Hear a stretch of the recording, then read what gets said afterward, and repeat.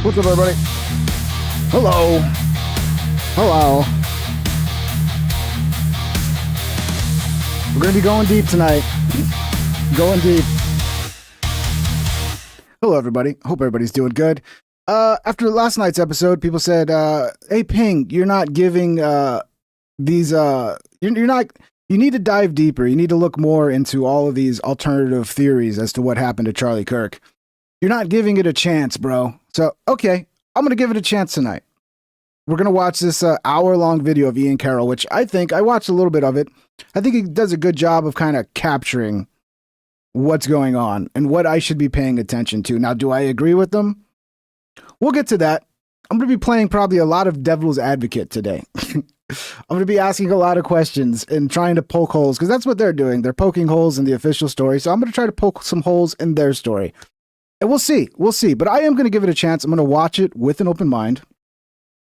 And, let's hear what they got to say. There are a lot of questions. There are a lot of suspicious things. I think the biggest thing that's suspicious to me on the surface is the guy who basically ran up and said, kill me, I shot Charlie, or whatever he was doing. That is suspicious. That makes it look coordinated. I don't know what investigation is going on, but they should be obviously looking for any connection between the shooter and this guy before this event. Did they travel in the same circles? Was there any chance that this guy was working with the shooter or maybe a larger group? There are questions. But I think it's getting a little crazy with a lot of the conspiracies. It seems like a lot of people are just doing it for clicks. But again, I will give this specific video. I do like Ian Carroll. Ian follows me on Twitter, by the way, because I'm special. I do like Ian Carroll. So I'm going to give him a shot, and we're going to see. We're going to see what, maybe he convinces me, dude. It's possible. Like I said, I will give it a shot. All right, how's everybody doing? Shout out, everybody. Hit the thumbs up if you want to see this get out to more people. Hopefully, YouTube will share it to the peoples. And, if you want to support the show, all the usual shit, you can send a super chat. I'll react to your message. Or become a member on YouTube or Patreon. Thank you, guys. All right, so this lovely gentleman here is Ian Carroll. There's a video he put out last night, I believe. Is Tyler Robinson a patsy? Examining all the evidence. I'll go ahead and give it a thumbs up. Okay? That doesn't mean I agree with everything in the video, clearly. But let's give it a shot. Let's hear Ian out. And then after this, we got some clips from Nick on the PBD podcast, which are pretty interesting. We got a whole bunch of other stuff as well. This is probably going to end up being a long episode. So go get yourself something to drink, get yourself some food, get comfortable. This is probably going to be a 3-hour episode. I don't know. We'll see. We'll see how long it goes. Breaking news, folks. Turns out Charlie Kirk had bones of steel, strong enough to stop bullets. We just got our first bit of... First of all, I'm going to have to interrupt it already. From my understanding, that was the surgeon. The guy who posted that, right? He keeps getting credit for saying that. But if you look at the tweet, that statement is in quotes. He's quoting the surgeon. Now, was it stupid of the surgeon to just tell us the facts? Where did you find the bullet? What, you don't have to speculate on whether he's got bones of fucking steel and all, because that's what makes it sound so unbelievable. So just stick with the fucking facts, bro. It's just it's a magic. It's a miracle. It says he's got bones of steel. It's like, shut the fuck up. Just tell us what you found. Stop trying to make it sound like it was some crazy miracle, because we'll dive some more into that. Let's get back. Actual confirmation about findings of the autopsy, and they make the story even more unbelievable, if you could believe it. We'll tell you more all about that in just a minute. But the important thing is that Tyler Robinson is safe and sound in FBI custody, waiting for all the cameras to shut off and the guards to take a nap so that he can do a little bit of bedsheet origami. They're gonna take him out like they did Charlie Kirk. I mean, like they did slip of the tongue, like they did Epstein. I hope not. The FBI has charged him with aggravated murder, along with a host of other supporting charges, and are seeking the death penalty. It turns out Tyler Robinson almost got away clean, leaving the scene with no evidence, except for a detailed text message confession about how he used his firearm to eliminate the acquired target, and then got into his vehicle and was on the lam for 0800 hours. Pay no attention to the fact that we now know that the FBI has footage of the shooter taking the shot, and they specifically cut the video they released to start just after that part. Obviously, not because he never took the shot, probably never even had the rifle on the roof, but because of redacted. Okay, so if there is footage of him taking the shot, yeah, that's definitely something that should have been included. I don't know why they wouldn't include that, but there's a lot of time. We're going to have a trial. I'm sure if there's footage of it, at some point that footage will come out.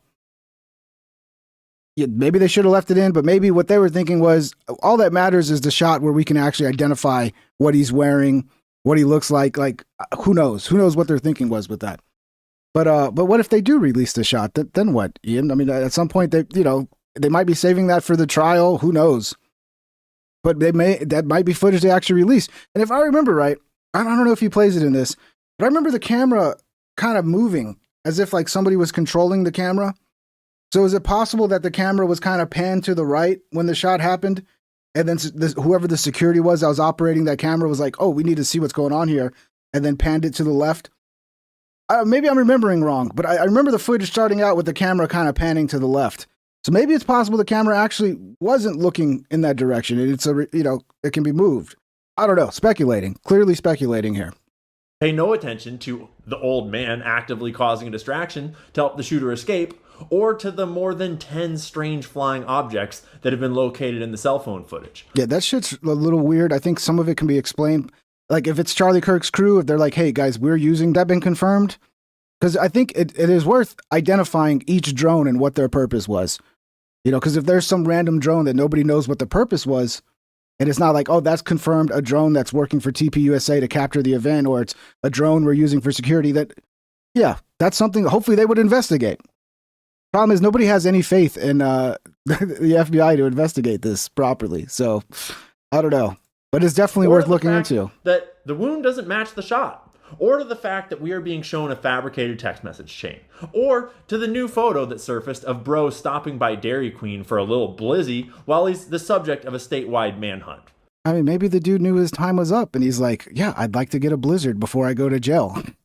I'd like to get a nice, people have done crazier fucking things than murder somebody and then go eat. People do that. Like life goes on for these murderers, they still have to fucking eat. They still need their treats, Trust the FBI to get to the bottom of it. Audio cutting in and out of me or of Ian? Is it cutting out for everybody else or is it just this guy? Just like they did with the Epstein files. Because just last week, Kash Patel came out and officially told us that Epstein never even trafficked anyone to anyone. Hundreds of victims are all lying to us. The court that convicted Epstein was totally wrong. Ignore all the evidence and forget all about it. Okay, yeah. I mean, connect Epstein to this, even though this has nothing to do with Epstein, other than it's the FBI again, that is evidence to be put forward that the FBI's credibility is very low. Yes, it's very low, but it's not the same fucking case, bro. Like with the Epstein shit, arguments can be made that like they're trying to protect the government because it would take down the government to release this information. I don't know. But that is evidence as to the credibility of the people doing the investigation. So I'll accept that in court. I'll accept it.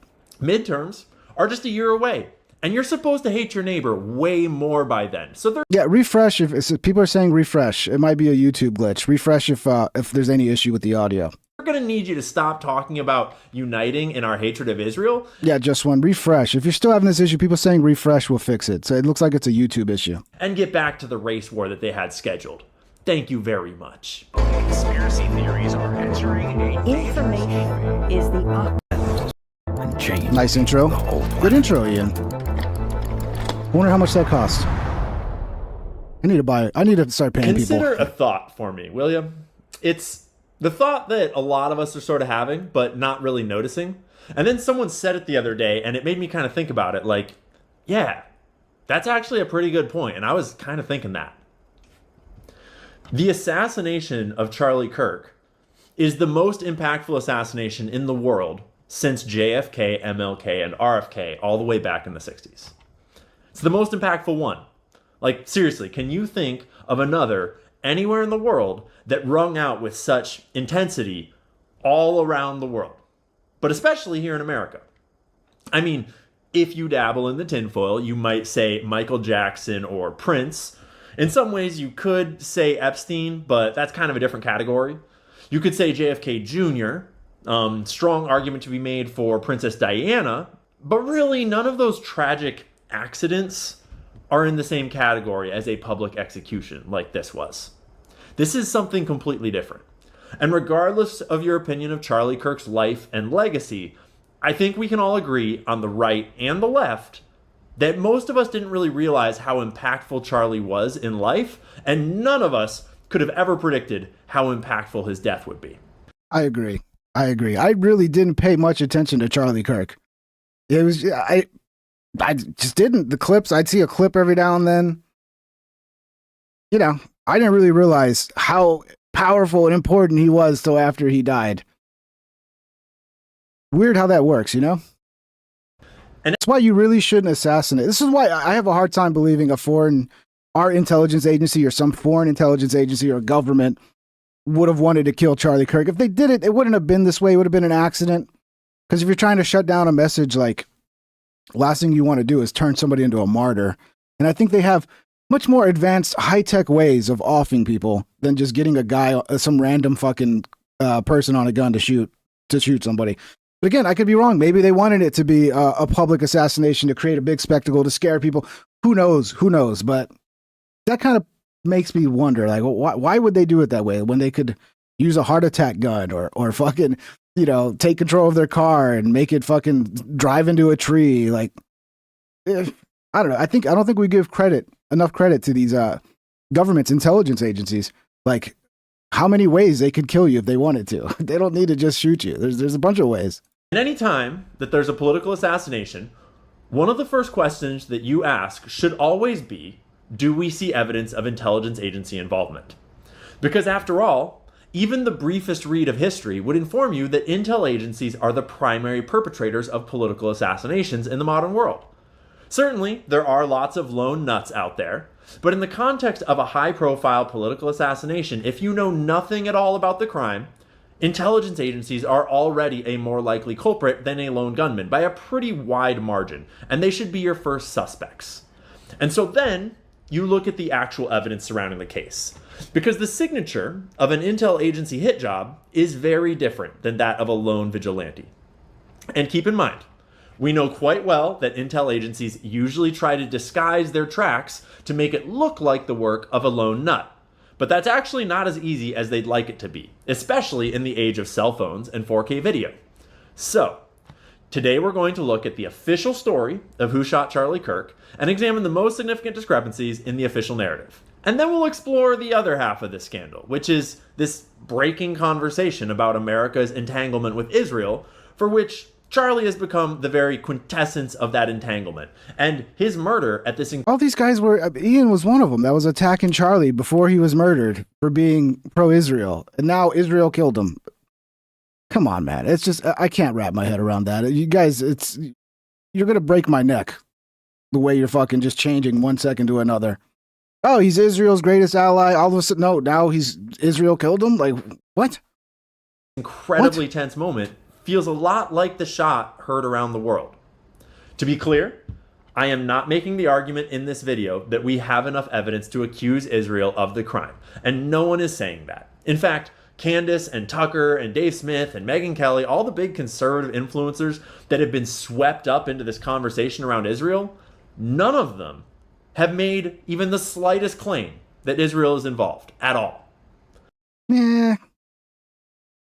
I mean, when Charlie Kirk dies and all of your fucking talking points are about how Israel came after him and his donors got mad and threatened, and then they were threatening him behind the scenes, like, you know what you're implying there. Yeah, you're smart enough not to come out and say, guys, for sure Israel killed him. No, but you are implying something there. So come on. Let me get this super chat from Wilford. What's up, Wilford? Thanks for having an open mind. Well, I'm trying, Brimley Wilford. super I'm trying. chatted $2. Thanks for having an open mind, Ping. Thank you for the super chat, brother. Wilford Brimley super chatted $2. People found the clips of Kirk criticizing Israel. Yeah, and I think a lot of it had to do, if I remember right, with the Iran situation, which there were a lot of people who were pro-Israel who drew a line at the Iran strikes and the idea that we might be going into a regime change in Iran. So, but overall, I mean, you couldn't probably find a more pro-Israel guy on the right than Charlie Kirk. So I don't know. It's just doesn't make sense for me for Israel to do it, but it's possible. And I have intentionally not contacted Candace to ask what she knows. I don't want any inside intel. This is not my fight. I didn't know Charlie. He wasn't my friend. I am just a dude on the outside looking in. And from where I'm sitting, I think that Israel is currently the most likely suspect, which is very different from claiming that they for sure did it. But by the end of this video, we'll go over all the evidence that supports that claim and also examine all the other possible explanations. So when he says most likely suspect, he's talking about foreign nation to do it is the most likely suspect? The most likely suspect isn't the guy who... I guess those text messages, look, I know they're weird, right? Like he's not using any cool internet lingo and he's not using... that should be investigated too. Are these text messages some sort of cover up? Or is he covering for his girlfriend or whatever that relationship was? Did they, is there a larger group tied to this that wants to blame Tyler for it? So they set him up with these text messages. It's possible. And I'm hoping, the FBI will be looking into that, to verify the authenticity, whether he sent these or somebody got a hold of his phone and fucking, people do that. I mean, in murder cases, people will, kill somebody and then they'll use their phone to pretend they're still alive by like texting their family members and shit. So that's not out of the realm of possibility. It needs to be looked into. But it sounds like Ian has already made up his mind that it was some sort of foreign entity. And it wasn't the people who were celebrating after he died. Like, to me, I believe it was Tyler Robinson. At this point, I'm going to keep watching. Maybe he'll change my mind. I think there is a question as who he was, who he was talking to behind the scenes. Was there more coordination with other people, like the guy that came and tried to claim that he was the one that shot, the crazy guy who everybody thought it was at first? All that needs to be looked into and investigated. We'll see. But it seems like he's already made up his mind. It's definitely some foreign intelligence agency or maybe our own intelligence agency. He thinks Israel is the biggest subject, the biggest suspect. I don't know. I think he's just like kind of getting too far out on a limb, to be honest. But we'll keep going. For what we know so far. So, what do we know so far? Well, we know a fair bit that the FBI officially told us. We don't know if it's actually true or not, but we know that they told us that it was true. Things like videos of a suspect jumping off the roof of the Lossy Center. Things like photos of a suspect with a backpack on campus allegedly concealing a rifle.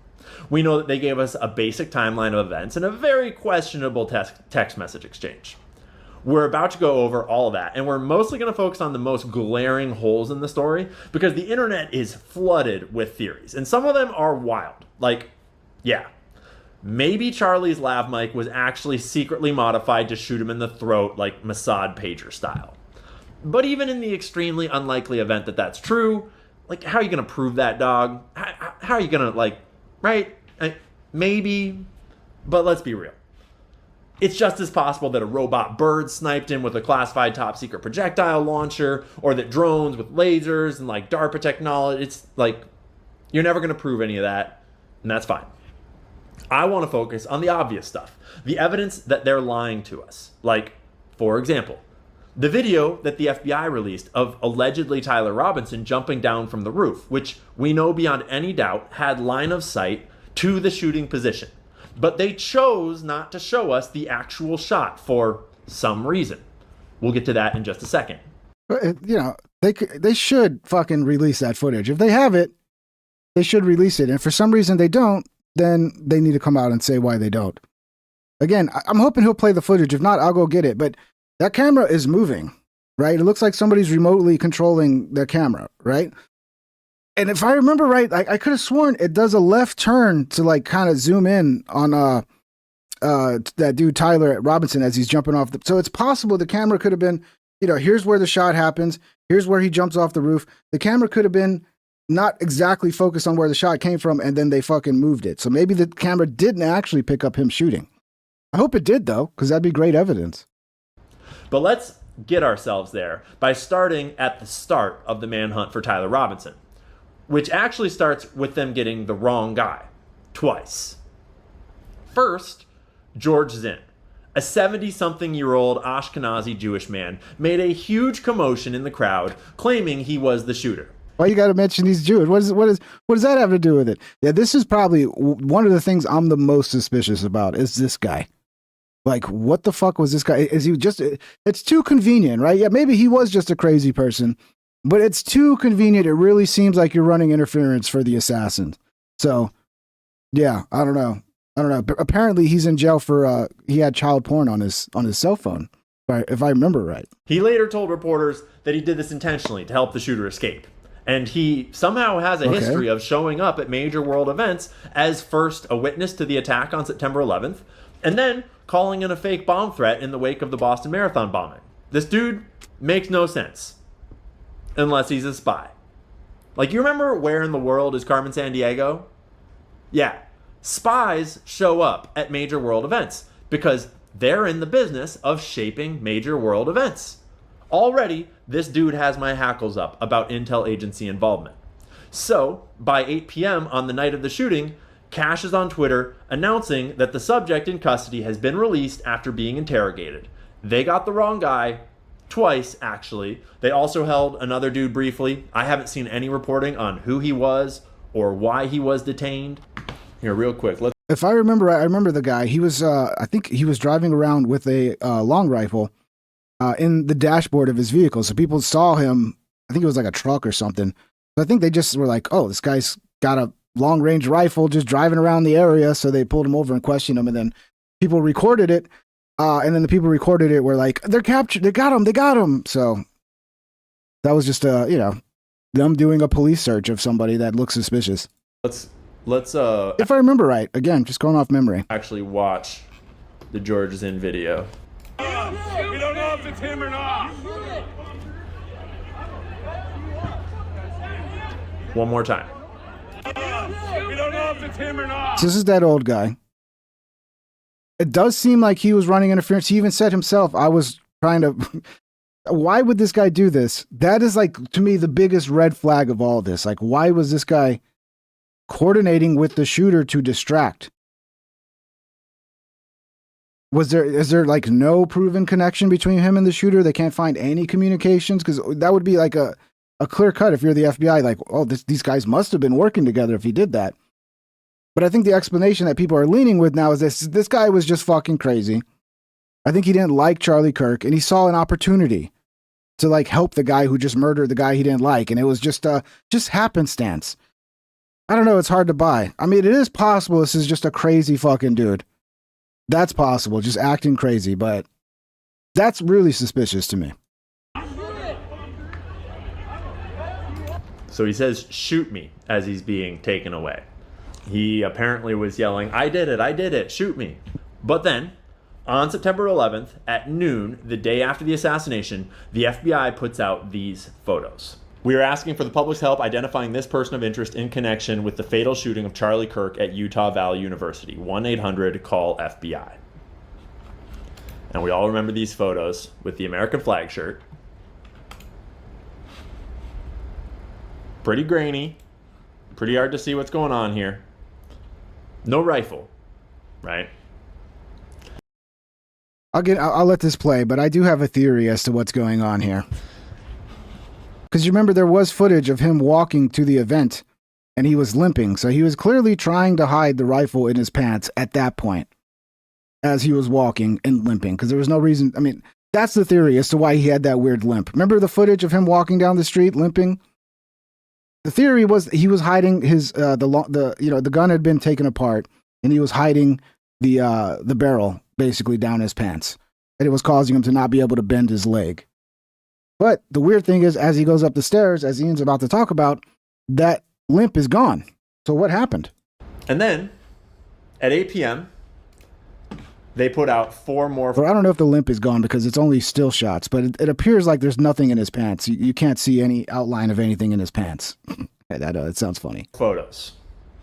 The FBI continues to work alongside our law enforcement partners to seek justice in the murder of Charlie Kirk at Utah Valley University on September 10th. We're releasing additional photos of a person of interest. Information about this developing investigation can be found at blank.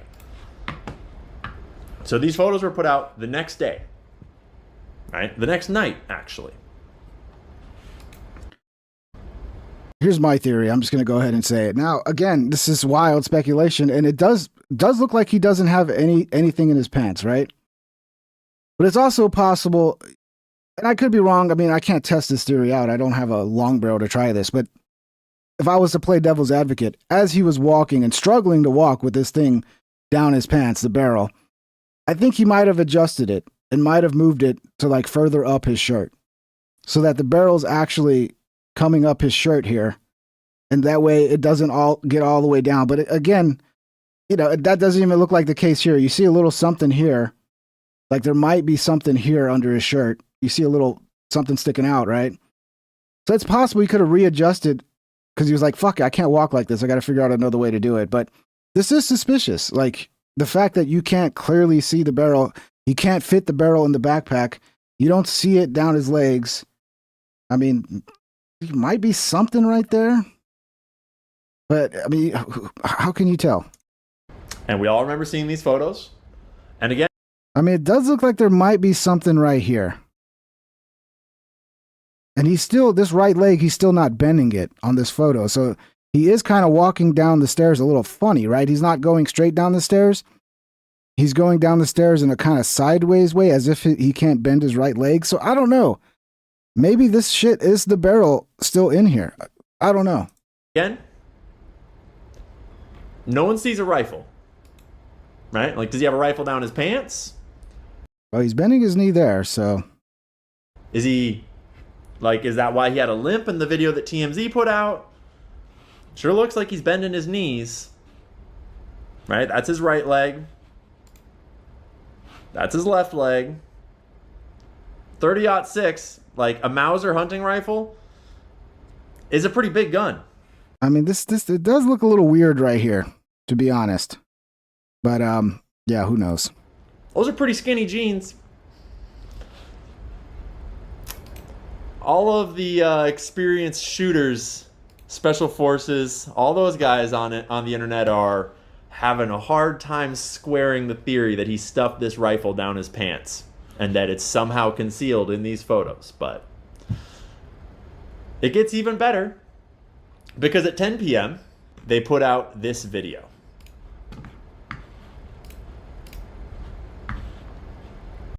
All right, so that's what I remember, the zoom in.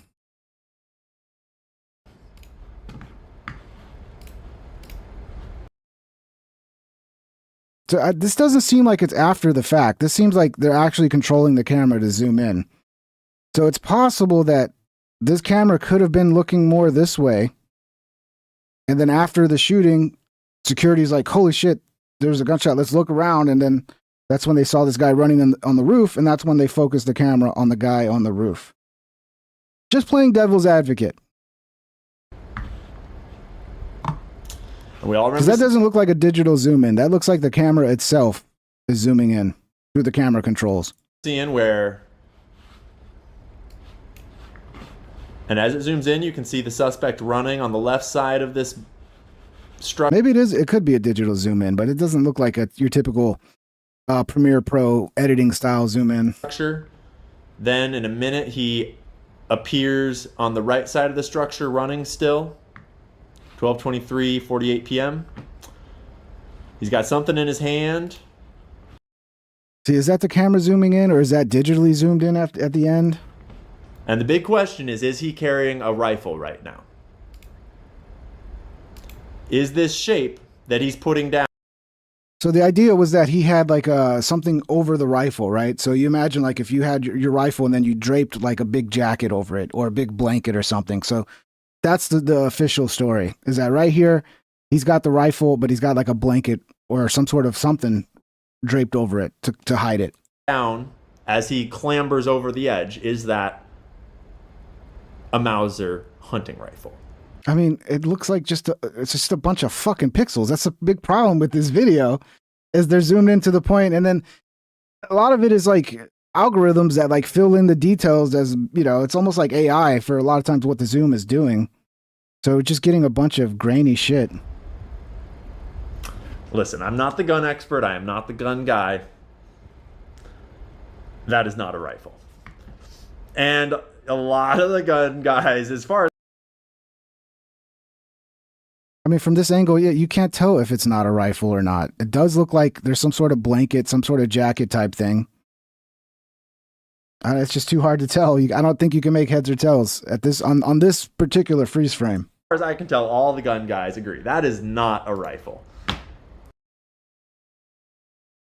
Gun guys, as far as I can tell, all the gun guys agree that is not a rifle. I mean, it kind of looked like it could have been a rifle right there when he dropped it. Let's watch again. It kind of looked like that could have actually been a rifle under the blanket there. Guys, as far as I can tell, all the gun. Let's slow it down to see if this will do anything. Guys agree that is not a rifle. It looked like for a split second that was actually a rifle.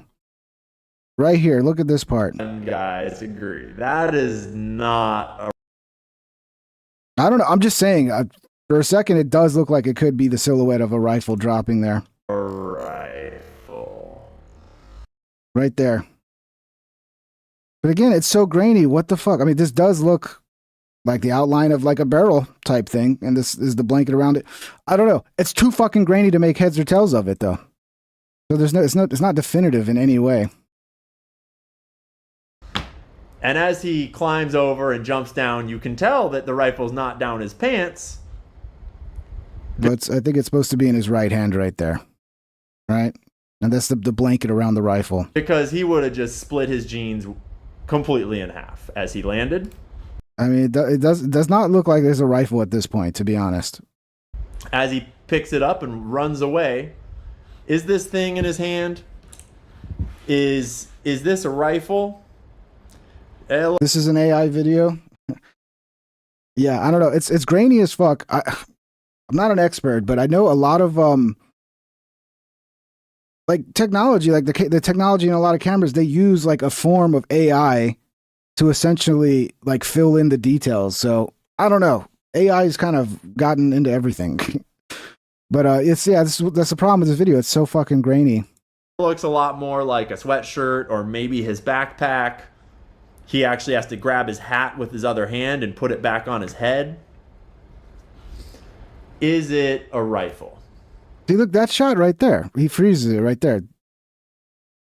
Kind of looks like that could possibly be construed as some sort of barrel coming out, and then here's the blanket. I mean, maybe if you aren't familiar with how big this rifle would be. Well, half of it would be under the blanket or whatever the fuck he's draping it with, and then it looked like the barrel, just part of the barrel came out. I don't know. Again, I'm just, that's fucking grainy, but I'm not going to pretend like my brain doesn't go, oh, that could be a barrel. But there's another problem too, where once he clambers, jumps down, picks his shit up, it's not a rifle. Yeah, it's so hard to fucking tell. The idea is that it's draped, whatever that fucking thing is draped around the rifle. You might be holding it like this. I'm not on camera, sorry.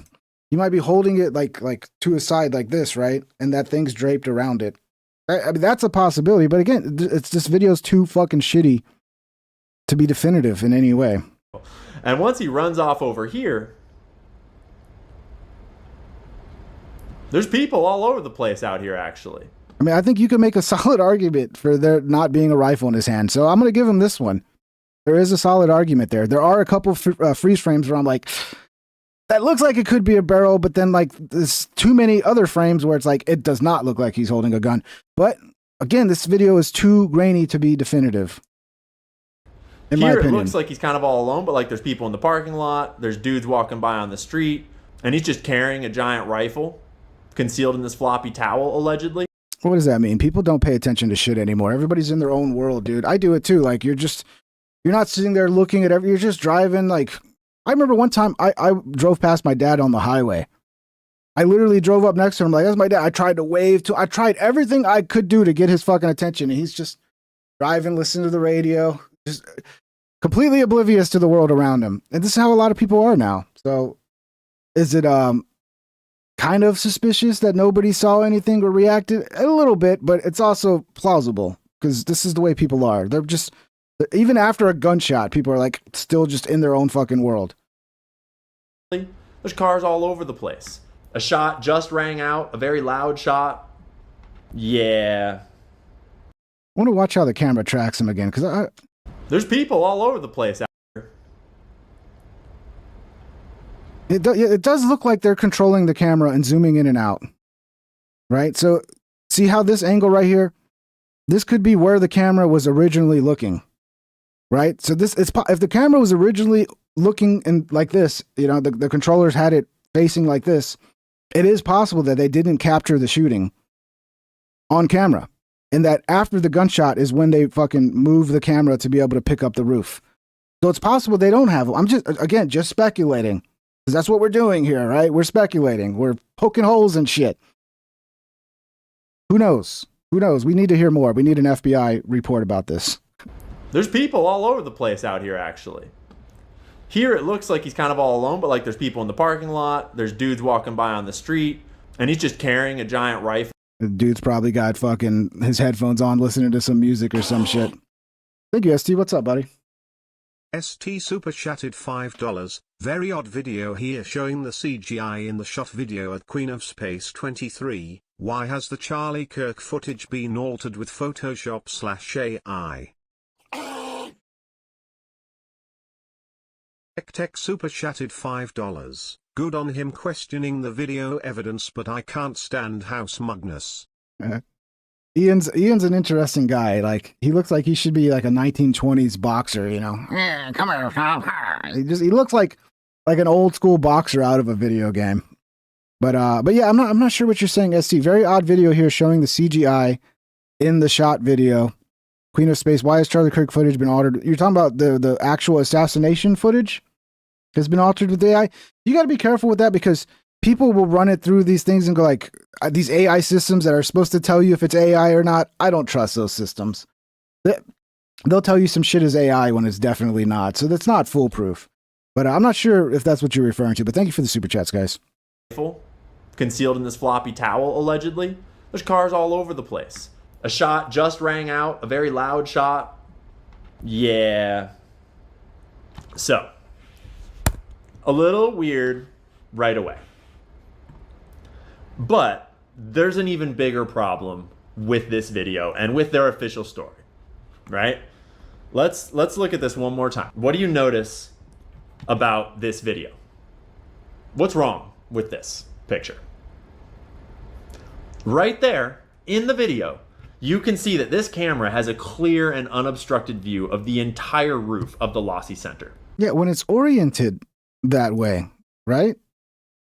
So again, it's very possible that it was actually oriented this way because this view does not. So I get it. But to say they definitely have footage, like, no, obviously they can fucking manipulate where the camera's facing, how much it's zoomed in. And it's very possible they could have had it zoomed in at the parking lot to capture whatever vehicles come in and out. I don't know, man. But that's not definitive, dude. That's not definitive. It's out here, actually. So why didn't you pick this shot to go, see, it definitely has a view. Obviously, again, I could be wrong. Maybe this is post-editing manipulation. I don't think it is. I think this is them manipulating the camera, controlling where the camera is looking. The security or whoever controls the camera and is in charge of that.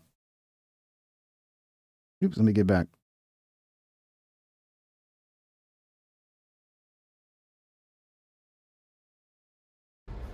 Right there in the video, you can see that this camera has a clear and unobstructed view of the entire roof of the Lossy Center. I sure hope because that would answer some questions, wouldn't it? If we had the video of the guy on the roof taking the shot, I think that would, people would still not believe it. They'd be like, nope, he was still a patsy. But FBI, if you have that footage, let it out. Let us have it.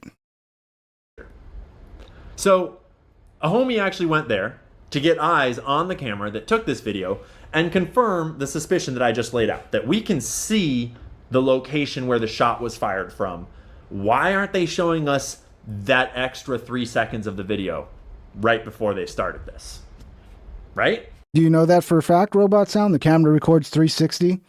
The video is cropped after the fact. Do you know that for sure? Because I've done a lot of cropping that doesn't look like editing cropping. It doesn't look like that when you zoom in on Premiere Pro or whatever, but do you know for sure that's the case and it's not a remote controlled camera where they can point it where they want? 360 or 180 camera makes sense? Do we know? Okay, well, that's something we'll have to figure out. So this is Blake Bednar's, and he actually went to campus and located the spot. And he's going to find us this camera. So this is the corner where homie jumped off the roof. It's over here to the right. He's in the parking lot right now, and he's looking right up there. And that is the security camera that captured that footage. Okay? That is the security camera that captured that footage. Okay? I'd like to see it zoom in more so I can actually see what type of fucking camera it was. Because if we could actually like identify the type of camera, then yeah, we could find out how it films. Is it capable of being remote controlled, zoomed? I mean, a lot of cameras are. You can literally control them and move them and zoom them real time from your security station or whatever. So, I mean, it's, yeah, at this point, I don't know. Camera experts out there, is that definitely a 360 camera? I can't tell. You can tell from the curvature of the video. Okay, Robot Sound, that's a good point. Could be it. That is the security camera on Google Earth. This is the building that we are watching him jump off of, right? He took the shot from over here. A 360 camera. So a camera that just captures everything 360, and you can go back afterwards and move it to whatever part of the 360 you want. I mean, that's a pretty cool technology, you know? All security cameras should be that then. If that's the case, then you wouldn't miss anything. Allegedly. Then he ran across the roof, and the video showed him starting right here, running across behind this structure, and then he appeared out from behind the structure here, and this is where he jumped down here, and then he ran across this grassy knoll. In the video from Blake Bednar's, we saw him standing right about here, and he was looking up in this direction at this building, trying to see the camera, and he saw the camera right here. And actually, you can pretty much see an artifact that looks a lot like the camera right there on the corner of that building. And so, what can that corner see? This corner can see everything. It can see the whole roof. And we could tell that just from the video. You didn't need to see this, but if you needed any more proof, they have video of allegedly the shot being taken. But they chose not to release it. They chose to cut 3 seconds later and just show a dude running. So the first big problem with the official story is that they chose not to show the video of the shot being fired. They certainly have it, if in fact this person is the shooter and took the shot from there, but they chose to cut the video just like 3 seconds later so that it didn't show the actual crime. Strike one. The second big problem also surrounds this video, and it's the rifle. Right? We don't actually have any video or photo evidence that this suspect or Tyler Robinson was ever holding that rifle anywhere on campus. It's not visible in any of the photos. It's not visible in the video they released. A lot of people have gone back and forth about it. But they could just have shown us the video of him. There's only like one freeze frame of all of that where it looks possibly like there could be a barrel. One freeze frame, but the rest, yeah, you cannot see a gun at all. But I'm not going to pretend like that one freeze frame didn't look like it could possibly be a barrel there. Shooting the damn thing. But since they didn't show us that, we are left to speculate about where he's hiding it as he runs. And the FBI claims that they found a screwdriver on the roof, which is important, because how else could he have had the rifle concealed in the photos that they showed us, other than if he had it disassembled? Even then, I have very little confidence that he's actually concealing a whole rifle in those photos. But he needs a screwdriver, and I think an Allen wrench to put it back together, and so on the roof, we've got a screwdriver. Nice, that's convenient. Except, the only problem is that we were told by the government that he disassembled the rifle after taking the shot. All right. I mean, look, of course, I'm just going to see what I can find about this camera. Regarding this is AI. I mean, he uses AI to do research too. So, you know, don't hate me for it, but you know, we'll see what AI says. Regarding the specific camera that captured Tyler Robinson jumping off of the roof, this refers to the September 11th, 2025 shooting. Well, it was actually September 10th. So you're already getting it wrong, AI. Where 22-year-old Tyler Robinson allegedly assassinated conservative activist Charlie Kirk. Camera type. Reports describe it as a standard CCTV security camera footage, likely fixed or PTZ, capturing from a fixed angle like a building exterior or adjacent structure. There's no mention of it being a 360-degree model. It's portrayed as conventional video from campus surveillance, possibly a door cam or rooftop monitor. The footage is low angle and linear, focusing on his path rather than a spherical view. Context. Robinson was arrested after a tip from his friend. Yeah, that's what I got. I don't know. You know, that should be something that could easily be proven. You know, somebody can go to that location, take a high-res photo of the camera, figure out what kind of camera model it is, get the instruction manual, figure it out. I mean, you know, maybe interview security. Who knows? Figure out, like, is it being remote controlled to, you know, or is it just capturing everything? It's the eye of God that captures everything. And this is all after the fact, you know, zooming in and shit. That's something that should be easy to get answers to. Shot, which he obviously didn't, but that's what we were told. Presumably because it doesn't look like he's carrying a rifle when he runs across the roof and jumps off the roof, and everyone can see that. So it must have been hidden in his backpack, which it wouldn't fit inside of. But anyways, how do we know that I think everything but the barrel would. The big problem is the barrel. The barrel wouldn't fit. he didn't have It time would be sticking out. to disassemble this rifle? Well, one of the first videos that came out. PTZ equal pan tilt zoom. Thanks, energetic giraffes. Because I was wondering what they meant. Yeah, which that would mean remote controlled, right? You can pan, tilt, or zoom it remotely control, right? Is that what that would mean? Shows us why he didn't have time to disassemble this rifle. So, right up here, you can see this figure on the rooftop. And you can see how this figure is getting closer to this little square boxy formation. The camera is panning, which makes it hard to tell. But just the briefest analysis shows that now the figure is like right behind that box, right? For shots like this, I think it's better to go display full so you guys can get a better view of this. So, first frame of the video kind of looks like, I don't even know, it's like very big, just holding something or something. Starts running, just about behind the box. That is the shooter running. And right now in the video, the crowd is all just starting to duck. It's been like... Yeah, Skunky Brew, this is what I was saying is a possibility, Skunky Brew. It's hard because you can't tell either way from the photos, but Skunky Brew says barrel is down his right leg, rest is sticking up past his jeans, which he has covered by his book bag. Yeah, I think he tried having it further down his pants, and it made it to where it was like nearly impossible to walk. So I think he came up with another solution. I mean, that's a possibility. 3 seconds since the shot. So, we can clearly see the figure on the roof running within seconds of the shot being fired. Then, cut to the video provided by the FBI, and it's clear that this video also starts seconds after the shooting. Let's, just for clarification, look at it one more time. So if the figure started running right after the shot was fired. Yeah, so it's I mean, it just looks like the way a remote controlled zoom would look, not a digitally zoomed in after the fact zoom. But again, that's just to me what it looks like. Here, the figure's already running. And presumably, like, this box right here is probably the square shape on top of the roof that we saw the figure getting close to. But the figure's already running, right? And he's not that far. Donkey Brew, yes. Ian didn't show the video where he's going up the stairs. The photo shows round shape by the back of his leg. It looks like a barrel. Yeah, there was one shot where it looked like there was something in his right pant leg. So you're saying he had it going up the back so that it was coming out the back of his from his back, and then the backpack was covering it? That's a theory that makes some sense.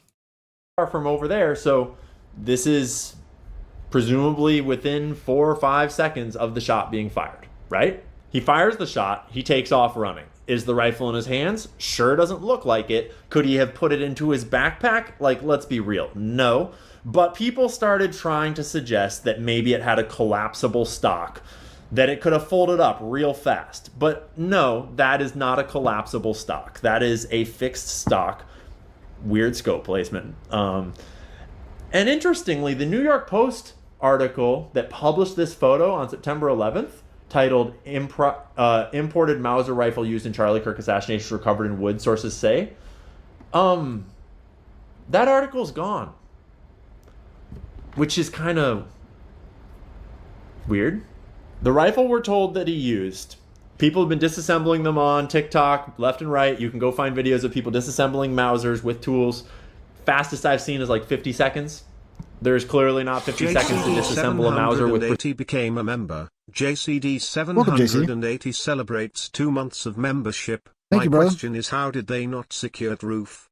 Yeah, I mean, that's a good question. Like, that's basic fucking security. When it came to Trump, it's like, this is the Secret Service. This seems like a convenient fucking mistake. Like, that was everybody's and my biggest question when it came to the attempted assassination of Trump at Butler. Why did they just have rooftops wide open, giving clear shots, and nobody, I mean, they just let this guy get up? I mean, that's where the conspiracy was. Like, did they allow this to happen? Because the failure was so huge and so inexcusable that it's like, did they want this to happen? In this case, this isn't a president. He doesn't have Secret Service, but he does have a security detail, and a pretty expensive one.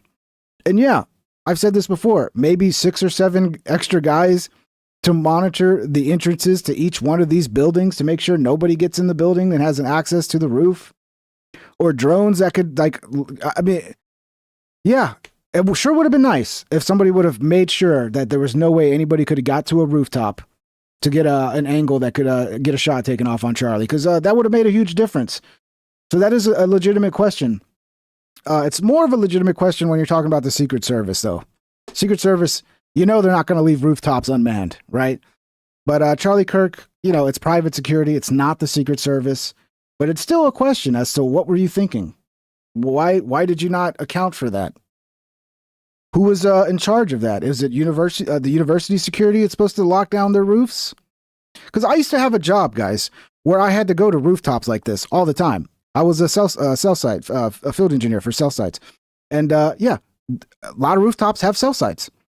And, there's a lot of protocol about getting to the rooftops. You're supposed to go into the lobby, and, you write your name down. You ask, you tell them who you're with. I'm with whatever Verizon, or I'm with AT&T, and we're here to visit. And then, they know, and they usually will escort you to the roof. But there are some buildings where security is not doing their job. And it's nice for me because I can just walk in, hit the stairs, get right to the roof, do my job, and be gone, and not spend an extra 30 minutes fucking logging in and out. So, there's a lot of questions that need to be answered, for sure. 780 super chatted $3.62. I work in HVAC, and most roof accesses I go to are secure, especially an institutional building. Yeah, I remember a university I was at in Manhattan, Kansas. I forget the university, like, my memory is so bad. But it was, I don't know if it was Kansas State University, but it was in Manhattan, Kansas. And yeah, I just went to the roof. Nobody stopped me. But yeah. Brian Mahoney super chatted $20. I've seen Ping disassemble this exact rifle in 15.9 seconds flat. You're not supposed to tell anybody that, Brian. Yeah, no, I'm not an expert in disassembling weapons. I've shot some guns, but that's about it. But yeah, okay, back to the rooftop point. When I was in Philadelphia, in like downtown Philadelphia, 2008, and I had to get to a rooftop of a skyscraper, the security was fucking insane. Like, it took like an hour or two before the guy would let us go. Like, he was really freaked out about us. A lot of times because we were contractors, we didn't, we just showed up in a regular car. We had nothing to show that we were like, I think it was T-Mobile that we were doing the work for. Like, we didn't come in a T-Mobile t-shirt or anything. But yeah, that's not every place. That's not every building. And the one experience I have of a university that I can remember, I remember going in, just like students were down there, and I was like, yeah, how do you get to the roof? And they're like, oh, I go through there. And I was like, thanks. Then I just went to the roof. And then I did my job and got the fuck out of there. Because when you're working, you don't want to be slowed down by a bunch of bullshit. If I could just go to the roof, do my little 30-minute fucking integration and get the fuck out of there, or troubleshooting, whatever I was there to do. Like, yeah, I'd rather it take 30 minutes than 2 hours because I got to go through security, you know? But yeah, it just depends on the building. It really did, in my experience. Precision Thank you for the super chats, guys. little tools. Not to mention that then he left the tool apparently on the roof and then had to reassemble it later before he drops it in the woods. Duh. So if he has the rifle when he's coming off the roof, it's in his hand. It's not down his pants, partly because the fully assembled rifle is way too big for that, and he obviously lands like a total nerd when he jumps off the roof. He's like a total nerd. I mean, he made the jump without hurting himself, which it's possible. I used to be a stupid kid that would jump off, the roofs of houses just for fun. And, you roll with it. He didn't roll with it, though. But look, why does he have the blanket? Why does he have this thing if it's not to fucking hide something? So, I don't know. There's that question there. Why does he even bother having this blanket with him if that blanket's not to hide something? I don't know. Shitty footage. And both of his knees bend. It sucks when the footage is so shitty. Degrees. So it has to be in his hand, right? It has to be in his hand. Although we don't see even the slightest indicator of it being in his hand. We don't see anything shaped like a rifle except for this floppy cloth. Again, right there, that does look like a fucking, like, when he goes to set it down, part of the fucking, the blanket or whatever he's using to conceal it slips, and then you see, I mean, does that not look like a, guys, in the chat, does that not look like that could be a barrel right there? Let me get, am I crazy? You guys tell me, does that not look like this section right here? Oh, sorry. This little part right here could be a barrel coming out from under the blanket. Am I crazy, guys? He's literally pausing it at a point where it does look like it might be a barrel. Again, maybe I'm crazy. Down. So that black shape right there, that black clothy shape is doing some pretty heavy lifting. Because the FBI's entire case rests on that shape being a rifle. If that is not a rifle, the entire case is by definition fabricated. If it's not a rifle, then what is it then? Is he carrying a bat? Is he carrying a large stick that's sticking out there? What is it if it's not a rifle right there? I don't know, man. I'm looking at it and I go, this looks like the barrel end of a rifle. All lies. Because if it's not, then there's no rifle even on the roof. And everything else is a lie, right? So you better feel damn confident that shape right there. It is difficult to tell, Just One. I mean, we're looking at this grainy ass footage and it's like, this is what we're doing. I'm not going to pretend like this doesn't look like it could possibly be a barrel. Is a rifle.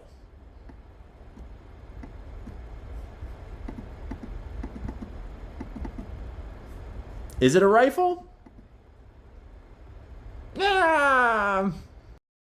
I can do that too, Ian.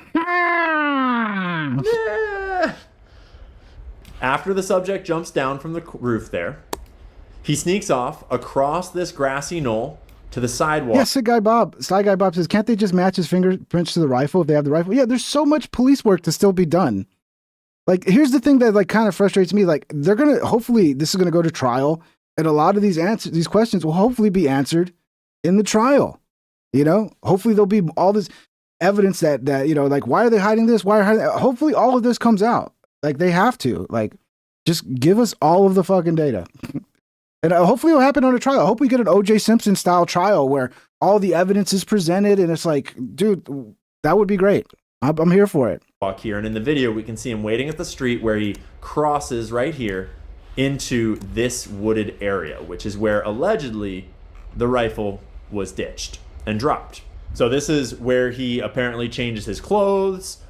Allegedly, the original version of the story was that he reassembled the rifle in there with the screwdriver that was found on the roof, but they're not really talking about that part of the story too much anymore. So yeah, changes his clothes. It's also possible that a lot of the early statements were just wrong. It happens all the time with cases like this where like the official statements end up being wrong or misleading or whatever. The government sucks at their job. There's no doubt about it, all right?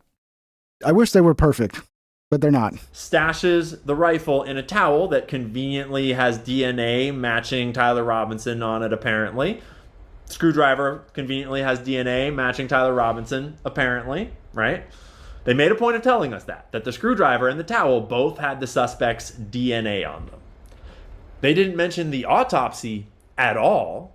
They didn't mention the bullet that they apparently didn't recover and avoided talking about for over a week until just now. There's breaking news on that we will get to shortly, right? They didn't mention gunshot residue on Tyler Robinson's person. These are all some of the most important aspects of any type of murder investigation. Like, we have not heard a single peep about the autopsy or who performed. Yeah, but do they really care about giving you all of the fucking evidence, or are they caring about, going over the evidence and building a case right now to put this guy away in a trial, like to prosecute the guy? Like, it would be nice if immediately after something like this, the FBI was like, here's all the evidence, guys, every fucking fingerprint, everything. Okay, that's not how they behave. That's not how they behave. It or correct me if I'm wrong, right? And that would clearly, conclusively show where the bullet entered, where it exited, if it exited, whether Charlie was wearing body armor, right? What kind of caliber of round hit him? Where was the shot fired from? Like all the most important questions. The autopsy, which they've already completed, would put all those conspiracy theories to bed. No, really. I have a feeling no matter what comes out, you guys are going to keep making these type of videos because they do well in the algorithm, But they haven't mentioned it. Not even no a hate peep from the mainstream media or FBI about it until last night. And we'll get to that in just a second. The new details about the autopsy are completely insane. But they matched Tyler Robinson's DNA to the screwdriver and to the towel that were totally not planted on the scene. And to be clear, I'm just making jokes. I'm not saying I believe they were planted. Certainly worth considering, but I am just making jokes. So, Spocko the super official chatted story $4.99. If the stuff didn't have his DNA on it, he'd be complaining. Look, I feel like no matter what, people are not going to believe it no matter what the story is, dude. It's, yeah. I don't know. Yeah, you're right. It's a good point. Is that Tyler Robinson changes clothes, stashes the rifle wrapped in a dark towel in this wooded area, and then walks back to his car and presumably just waits around town all night long with some amount of proximity to his rifle. And we know that because they gave us this alleged text message exchange, which has gone absolutely viral all over the internet because of how entirely unbelievable it all is. Gen Z is having a veritable shindig amongst their peers, engaging in discourse about how unbelievably accurate the tone of the dialogue between these two young human males is. I am getting a call on my mobile cellular device. Oh? Yes, I see the vehicle is parked. So seriously, like, the left and the right were at each other's.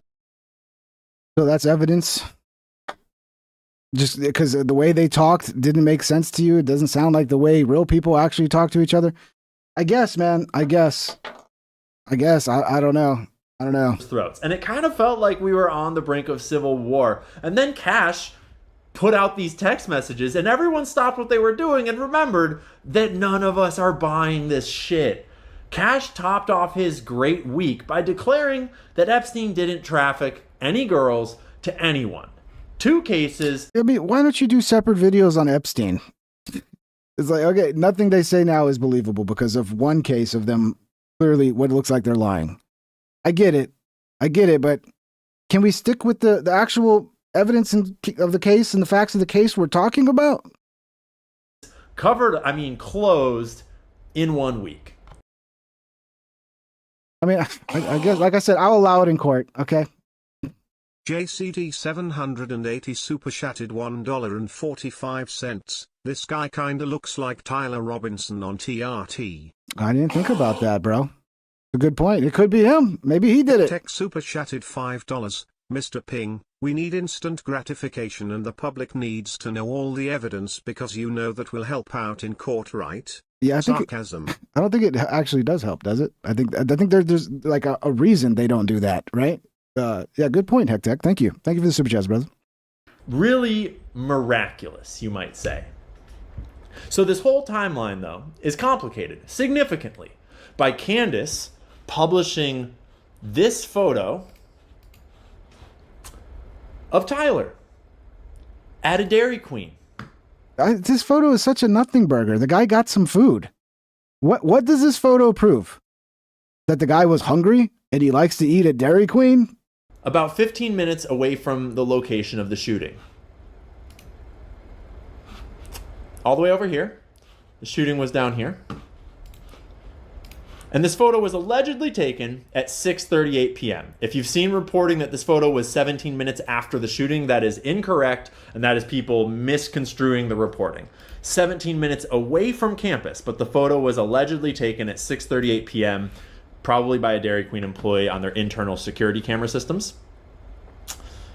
And the internet is currently vetting this photo to try to figure out if it's legitimate, and it's looking like it is. So, real quick, does he look like he's aware that he's the most wanted man in America? Right? Like, let's take a moment here to talk about the profile of Tyler Robinson. What are we supposed to believe about this guy? Because he is just chilling, having a little freezy, some nuggies. Yeah, based on the conversations that I saw in that text that nobody believes, the guy was planning on getting away with it.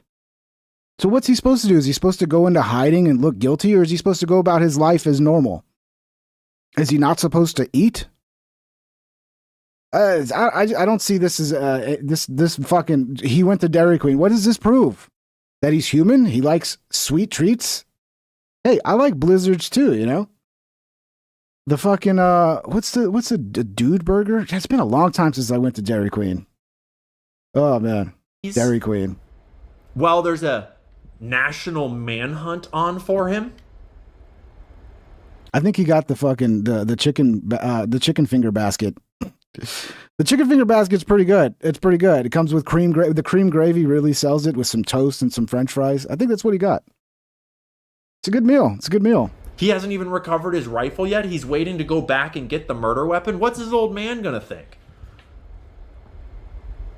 Right? So, this dude apparently had a 4.0 GPA and scored 34 out of 36 on the ACT. He had a full ride scholarship to university, but then decided to drop out after just one semester. Shit happens. I had a really smart friend, one of the smartest guys I knew, like intelligence off the fucking chart. The guy pretended to go to college. He told his parents he was going to college, and he would drive and just sit there in the parking lot and just read books because he didn't want to go to college. Who knows? The kid probably just was like, fuck college. I don't want to go to college. Who knows, man? Who knows? He's been described as a chronically online kid, but we haven't seen any social media profiles at all. None. Discord went back and forth with the government and media when they tried to say that he partially planned and told his friends about the attack in a Discord server, and Discord, the company, actually came out and said that wasn't true. That he used Discord, but they searched all of his messages and there was no mention of the attack at all, apparently. And that squares with the reporting of Ken Klippenstein, who actually got access to some of the people in the Discord friend group and was given a bunch of screenshots from their Discord, which he published. And it looks like normal stuff. Now, it's easy enough to just have another Discord server where all the weird shit happens, but this kid seems mellow. More actually surfaced about him, too. Here's video of him from a police body cam. Who's the driver? He got in a car accident. Who's the driver? Yeah. And this is proof that he didn't do it? This is just like, hey, this is this maniac. You get to see him in real life, right? In this body cam. But what does this prove? This proves nothing. This has nothing to do with the actual case. Oh, he got an accident a couple years before. And a lot of people have said the way he talks is kind of strange. And like, people never use the word vehicle. Does he use the word vehicle in this camera? I mean, this body cam? Can you tell me just really quick what happened? I was coming this way and was just passing through, and he pulled out from here, or no, from there, I think. Do you remember? Oh yeah, I can tell from this video, this guy would never shoot somebody. Is that what we're saying? Like, oh, he's too normal to shoot somebody. Like, what? Is that the point I don't get it. Which lane you were in? I was going this way? I think in the right, yeah, in the rightmost lane coming this way. Okay. And he would have been there going left. And as I was coming through, he turned in and I T-boned into the side. Okay. Do you remember looking at the light? Yeah, it just turned yellow as I was getting into the intersection. Gotcha. Okay, are either one of you injured in any way, shape, or form? No, nothing hurts? Okay, do you have your registration and proof of insurance on your vehicle? Right? So like what, Ian? So like what, bro? Like he definitely couldn't do it. Look at him. He's such a sweet young man. What's the point? Please enlighten me here, Ian. right? Like Like what, bro? Say it. cold-blooded killer, maybe? Like Oh, come on, dude. This is such a fucking stretch. Well, I mean, he seemed normal when he was in front of the cops. He wasn't acting crazy. I mean, dude, this isn't what is the point of this, Ian? maybe. But like we're supposed to believe that kid from a good household, 4.0 GPA, full ride scholarship, went off the rails and shot Charlie to protect his trans lover boy boyfriend. Okay. This is not the own you think it is, Ian. What is it like? Because of a fucking interaction with cops where he's on his best behavior, and like somebody like that's gonna wear everything out in public, and like, well, because he didn't say he wanted to kill Charlie Kirk in the fucking body cam footage. Like, what point are you making here, dude? Could be. Or get out your tinfoil hat, because this is a hell of a rabbit hole to consider. Fair warning. Okay, does anyone else think it's odd that Tyler Robinson, the Charlie Kirk shooting suspect, heads to Utah State University, a school with uniquely heavy CIA ties, for just one semester in 2021 as a pre-engineering major, then mysteriously drops out and heads back home? He was a bright kid, top 1%, ACT score of 34, 4.0 GPA in high school, and got a $32,000 presidential scholarship.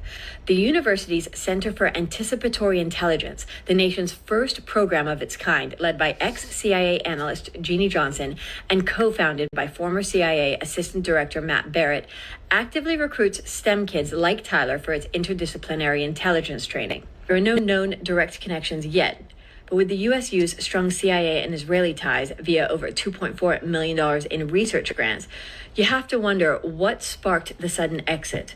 What do you guys think? Comment below.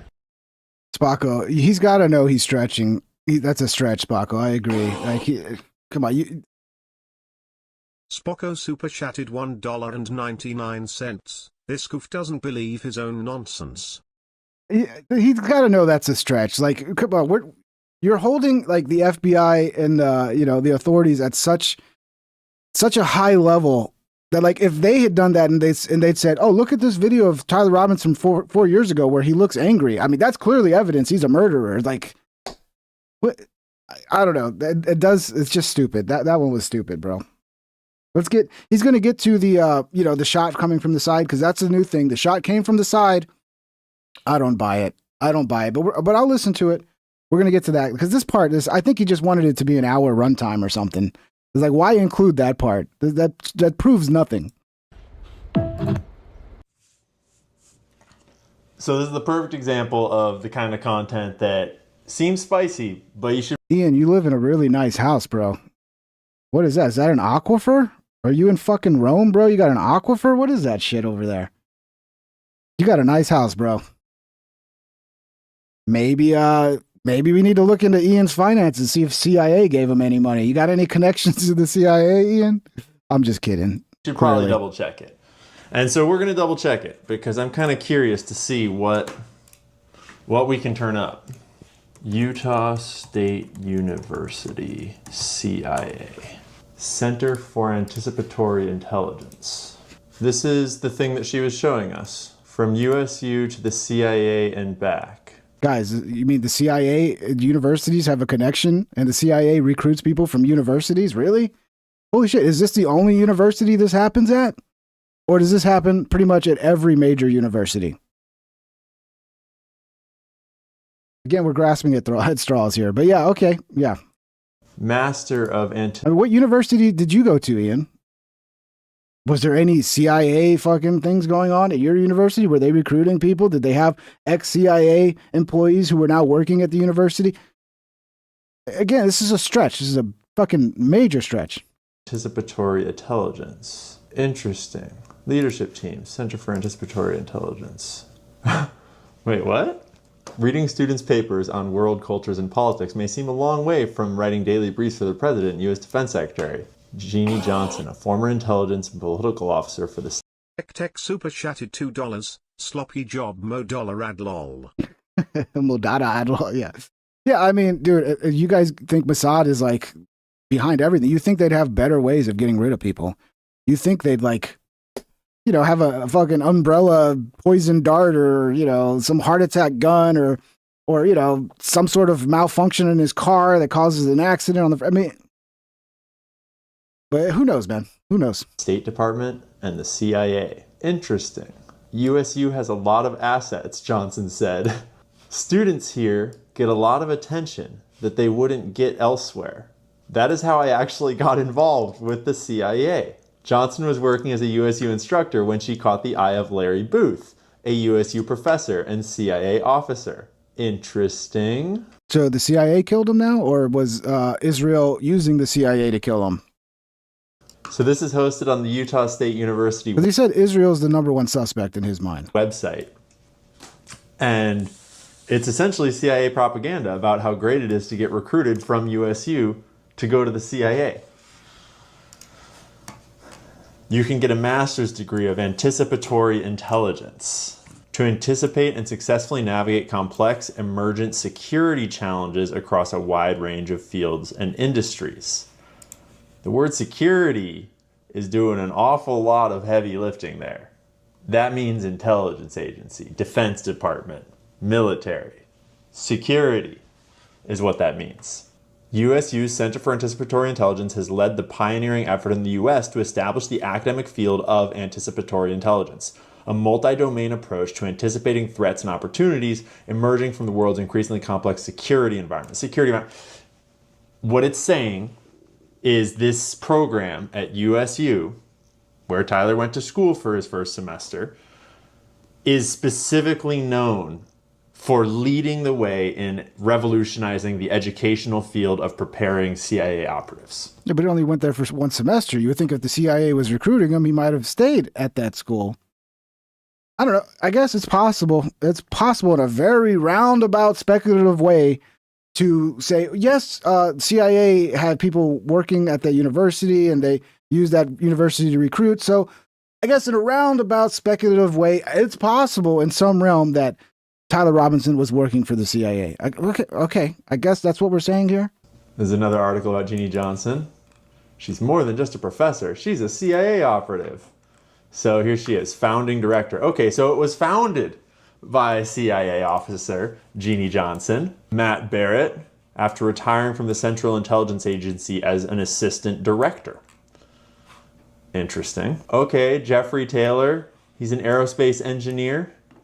His research has been focused on the multidisciplinary design and optimization of novel aircraft concepts, including morphing aircraft. Steve Smith, Army enlisted counterintelligence. Let's get back to the Very actual. patriotic.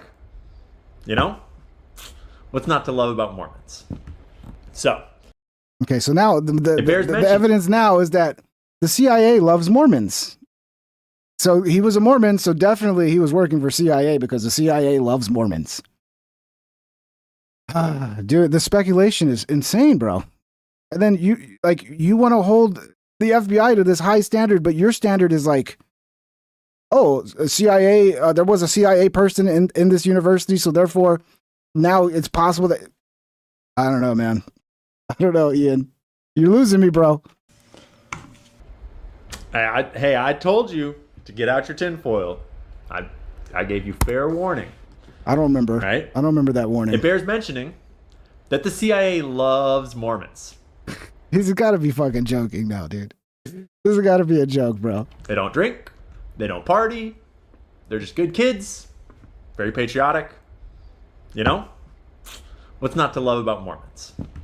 So. I do like Mormons, too. I've seen a lot of beautiful Mormon women, and it makes me like Mormons. there's that. I kind of want to become a Mormon now. Which is interesting. It's especially interesting when you remember that he was turned in by his own parents. And I mean, you can't try to tell me that you didn't think that was a little bit odd. Bro, if I figured out that my kid just politically assassinated somebody, yeah, I'm turning him in. I think most parents would. I think that's a line where you can't really, I mean, I know there are some parents who would probably try to protect the kid. Most parents wouldn't. Especially a religious Christian family, they're going to be like, you just did one of the worst things ever. You have to pay for your sins. You got to go to jail. Again, that to me is not suspicious, but to Ian, I guess that's suspicious. Right? That his parents apparently turned him in, and he came in willingly, but then pleaded not guilty. Some version of he was being recruited into CIA or intelligence programs or something like that kind of helps square that part of the story.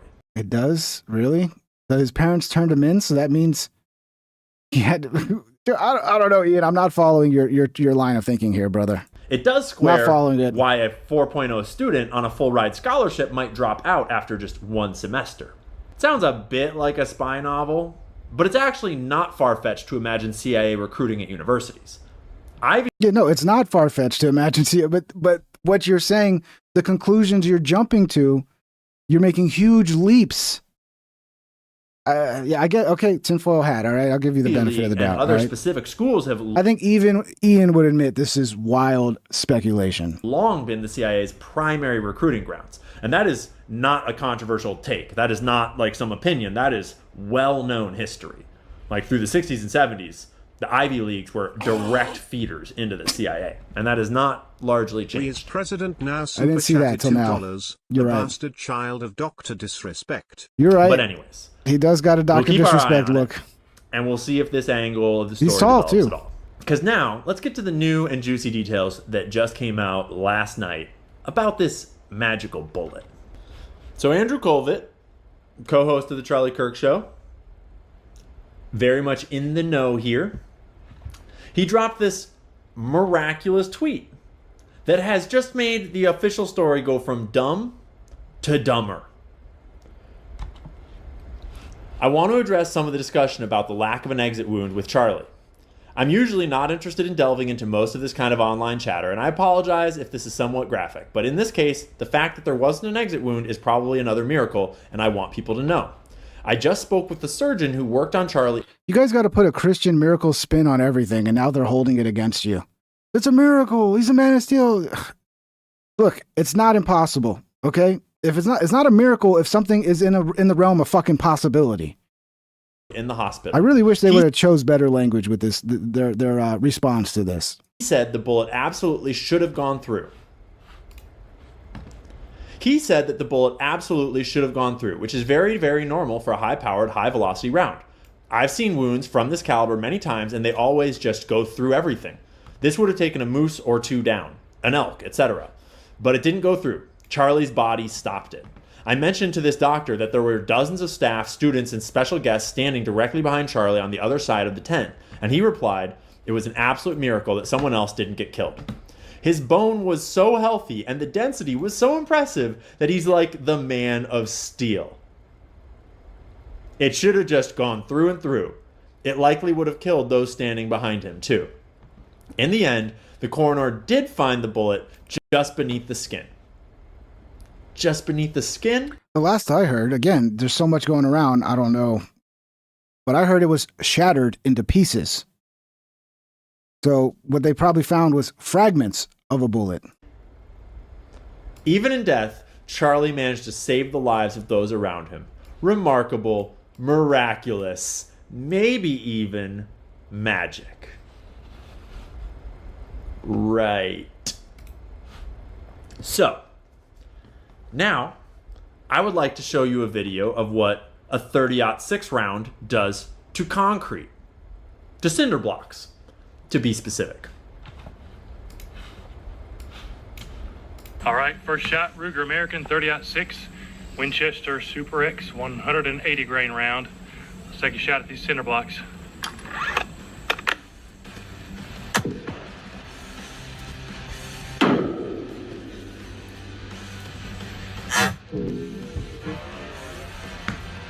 This proves a lot right here. This proves everything. Right there. It went through And 1, 2, 3. Split the first. So, Okay. just to clarify, it just split through 3 walls of concrete. Okay?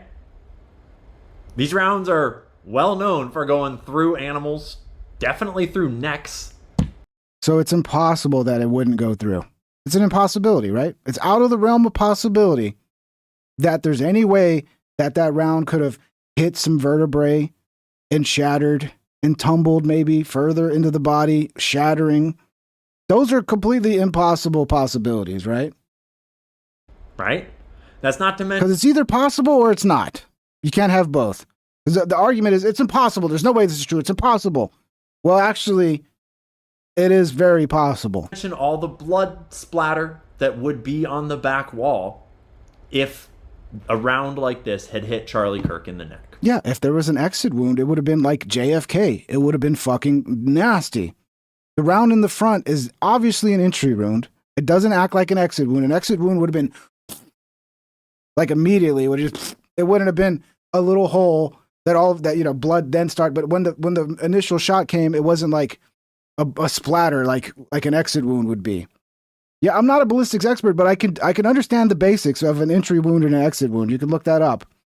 That wound at his neck is textbook entry wound. Just to be blunt about it. Man of Steel? Right? So, what do we know about the wound? Based solely on video information from the public, ignoring all of the official narrative given to us by the government and everyone else. First off, we know that it looks a lot more like an exit wound than an entry wound. And that's not based on my analysis. I disagree. I'm not an expert. That's based on actual experts that are all over Twitter right now analyzing the wound. Ex-special forces, ex-military, people that have... If it was an exit wound, it would have been so much uglier, dude. It would have been a gigantic... It would have been a fucking mess, dude. You think the footage we got of it as is fucking terrible? If that was an exit wound, it would have been fucking so fucking bad. Seen bullet wounds and know how these things work. And this is not complicated. It's not a secret. You can look it up for yourself. Entry wounds are usually smaller. They usually do not bleed immediately because the bullet is going through, creating a pressure system, and the exit wound is usually bigger and bleeds immediately and usually has splatter and everything to go with it, right? We know that Charlie goes into a stiff posture, which would indicate that his spinal cord was severed. In addition to that, we have the sound in all of the recorded videos from people's cell phones that we could analyze. And we have frames in those videos, hopefully showing what happened. And the internet nerds have been doing deep analysis of these videos. This is what's called a crack bang analysis, and we'll explain that in just a second. But basically, when you analyze the audio of a gunshot, there's 2 signatures that have a distinct difference in speed that you can measure the distance away from the shot that you are. You can't pinpoint exactly where the shot's coming from, but you can tell about how far away the shot is from you when it was fired. And so if you have 3 points where you have video of a shot, then you can triangulate wherever all 3 of those range circles intersect. That's probably where your shooter is located. And 7 crack bang analyses seem to be lining up with over here on Charlie's right, which we will look at in just a second. Okay, I guess I just trust the person who put this together, that they didn't make any mistakes and they know exactly what they're doing. Okay. Now, this person has yet to make a video explaining their specific crack bang analyses and how they made these calculations, and I'm not going to pretend to be some expert at crack bang. Not my field of expertise at all. This is speculative at this point. He's not an expert in crack bang. Hilarious. Not proven. Neither fact. am I. But it is highly indicative that it's not lining up to the rooftop at all. Right? And I'm looking forward to other experts double checking this person's work. Yeah. How about that? I'm sure that everyone that's looking at this stuff has already seen this guy's work. So just really briefly, how crack bang works.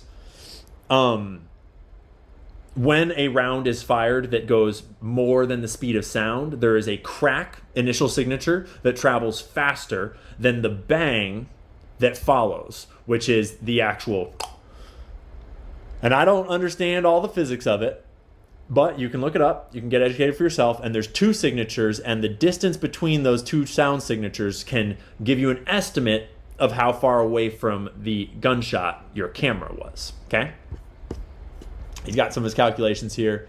Okay, well, I'd like to see a bunch of experts do this. And if they all arrive at the same conclusion, then yeah, I'd believe it. But at this point, we trust the guy who did this. I don't know. That I'm not going to try to pretend to it's information. Be an expert at. Take it or leave it. So, this is a photo of the crowd during the event over in the direction that crack bang analysis would seem to indicate. It would be indicating something like this balcony or something like this rooftop. And listen, let's not... So you're telling me there's no footage at the time of the shooting of this balcony and rooftop to be able to rule out or rule in whether somebody was in this area? I know there's like the one little flash, right? Like the people show over here. Is any of this glass over here? Because it's possible the flash could have been a reflection of the shooter on the rooftop. I don't know. I mean, it could have also been a million other things. Put too much stock in this little bloop up there, but there is a bloop. There's a bloop, guys. There's a bloop. That being said, there's all kinds of stuff going on over here. It's all very preliminary right now. And then, if you've been paying attention, you've probably seen all these videos of what appear to be bullets captured in frames. Bro, this is what they say this. I've been seeing this. We captured these bullets. You know how fucking rare that would be to actually capture the bullet? This is after he's getting shot. Is it possible that this is anything other than a bullet? Is it possible that this might have been some saliva, some snot, some sort of debris after the fucking impact of the shot? But no, this is a bullet, guys. They captured a bullet on camera. Of cell phone video flying past Charlie. And in order to really get a sense of what the path that... And we're just 100% sure that's a bullet, right? We've already made up our minds that that's a bullet. There's no other explanation for that other than it's a bullet. This alleged bullet would be taking. You have to kind of dig through a lot of these videos. But basically, this frame is showing it going down past his knee below him. And there's another frame that people have found with a bullet that appears to be... So from that angle, it would look like it would have came from directly behind him, above him. So maybe it was a drone in the sky. I don't know, man. I don't know. It feels like this is just super reaching, man. Super reaching. Coming in at him from behind. So what the theory that this is developing would establish is a bullet coming down and in from back right. From my understanding, when it came to Trump shot, the guy was using, like you can capture a bullet, but you have to have the equipment. Most people aren't filming with the proper equipment to be able to capture a bullet. I'm not an expert, but like it's like shutter speed, yada, yada, yada. And the guy that was filming Trump, that's a lot of people were suspicious of the guy that was filming Trump when Trump got shot in the ear at Butler, because like, why did he have the setup to be able to capture a bullet? Like almost like he was anticipating capturing a bullet. But yeah, it's usually, I mean, I guess it's in the realm of possibility, guys. But it's also in the realm of possibility that that's not a bullet, and it's something that's deflecting off of Charlie after he just took a shot. You know, it could, but you're for sure it's a bullet? I mean, it's 100% it's a bullet? Okay. Right side of Charlie, entering somewhere in the back of his neck and head, going down into his neck and probably hitting his spine and severing it, and then exiting out the front, which is the exit wound that we all saw. Then it would be passing down. Maybe bullets change angles when they're inside of a body. And so that would theoretically explain how we see an exit wound on the front, and then in this video you see the bullet kind of captured in one frame going down past his knee. Allegedly. So Yeah, he keeps calling it a bullet, and then he goes allegedly, because you don't know if that's actually a fucking bullet. You don't know that. There's other explanations for that other than a bullet. But let's just keep calling it a bullet and say it's a bullet, allegedly. You make your own judgment call about this. They're going frame by frame, and you can see it right over here by his knee, passing in front of his black knee. It's there for like one frame plus some artifacting on the frames before and after. Okay? You can clearly see it passing in this direction, downwards angle. That lines up pretty directly with the videos showing it incoming behind him a little bit above and back. So we appear to have a bullet captured in two different frames, passing through his neck in the right direction and angle, man. coming from the direction that the crack bang analysis is in. I think it's ludicrous to be like, this is a bullet. Come on, man. Come on. Okay. You're supposed to. You think it's a miracle? It's unbelievable that the round that hit Charlie Kirk might have fucking shattered inside of him and not exited. But capturing a bullet with a fucking iPhone, that's not magic. Okay, dude. Indicating that seems to line up with everything that we're seeing from the actual video footage. But the skeptical mind would probably think, really? Like, you're saying that we're capturing bullets in cell phone videos? That can't be real, right? That's not how it actually works. That's not possible. You'd have to. And then this is where he uses AI. Go and test it to prove it. But let me see. We can ask AI to give us a little bit of context, and I thought it was helpful. So I figured I would just ask, can you describe the chances of catching a bullet midair on camera with a standard iPhone camera shooting at 60 frames per second? Please give me an analysis of the chances of this happening with a round fired from pistols and fired from high-powered hunting rifles shooting at 30-06, right? Because we were told it was a 30-06 round fired from a rifle. But if the shot's actually coming from the side, it's very possible we're talking about a suppressed round, about a subsonic round, about a pistol round, maybe some sort of mechanically mounted gun. It's really hard to say. We don't know. So, figure we get a. I mean, this is what I got. A real quick AI, because here's the thing: you can fucking reprompt and get it to give you the answers you want. That's the dirty facts about AI. But why it's difficult for an iPhone camera to capture a bullet? Bullet speed. Bullets travel at supersonic speeds, typically 300 to 900 milliseconds, 1,000 to 3,000 feet per second.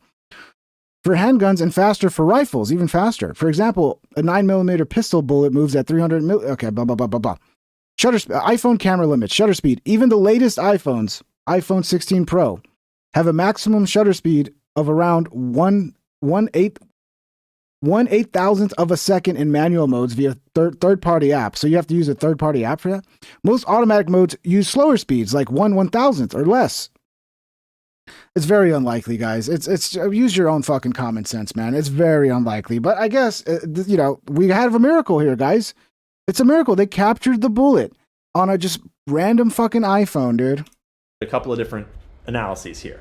And this is pretty basic math. This is not complicated. At 60 frames per second, an iPhone camera captures each frame in approximately 16.67 milliseconds, right? So, velocity, distance traveled per frame, about 20 feet if it's a handgun round. So in the 16.67 millisecond exposure window, a bullet travels roughly 20 feet, right? For the 30-06 round, it travels roughly 47 feet per frame, right? So it gave this probability analysis of like, what were the chances of like a random bullet being captured in a random video? I was like, whoa, hold up. That's not the question that we're asking, right?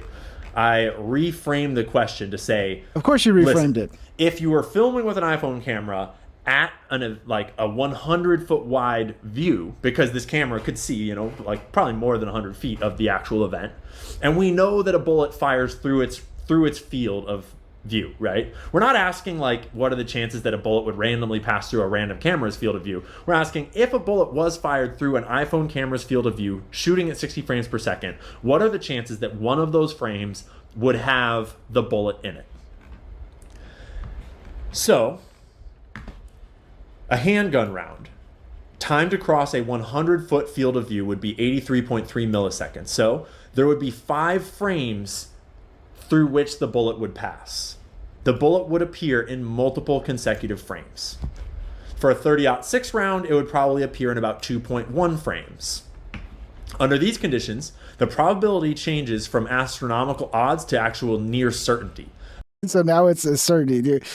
Dude, you're reprompting it and it's telling you what you want to hear. This is fucking AI psychosis, dude. People are literally losing their minds because the AI is feeding their fucking their mental illness. Like, you know, AI is I think I'm a god. AI, tell me why I'm a god. And it's like, this is why AI is such a problem, because it will just tell you what you want to hear. I don't know. I'm not buying this. A handgun would have 99% probability. Let's test this out. Let's set somebody up in a similar situation with the same iPhone, the same recording speed, the same frames per second, same shutter speed, everything the same. And let's shoot bullets in front of it. And let's see how many times before, you know, does it ever get captured, right? Because if it get captured one time out of like 100 attempts, then yeah, it's possible. And this could be a bullet. But come on. I don't know. I'm having a hard time buying this one. Of appearing in at least one frame, likely 3 to 5 frames consecutively. And that's obviously assuming that it's against a dark background with enough light bouncing off of it that you can see the bullet against its background. And in this case, both frames that we have the bullet appearing in, it's against Charlie's black pants in the latter frame, and in the frame before it impacts, it's against a man with a black shirt. We would expect it in 3 to 5 consecutive frames, and we see it in like one frame behind him, one frame on impact, maybe a frame inside of his neck, and a frame coming down past his knee.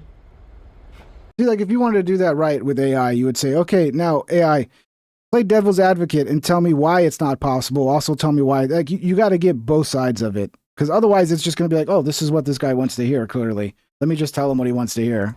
Right? Like, that kind of lines up.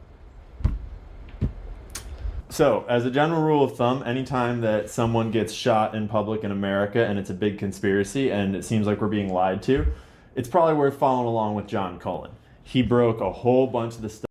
Dude, didn't John Cullen have some really fucking terrible takes over the Butler one? Like, he was trying to there was like a million conspiracies he had about the Butler shit that ended up being wrong. If I remember right. I remember that's when I kind of stopped following John Cullen. I was like, this is just, he's just making shit up, it seems like. Allegedly, to me, in my opinion.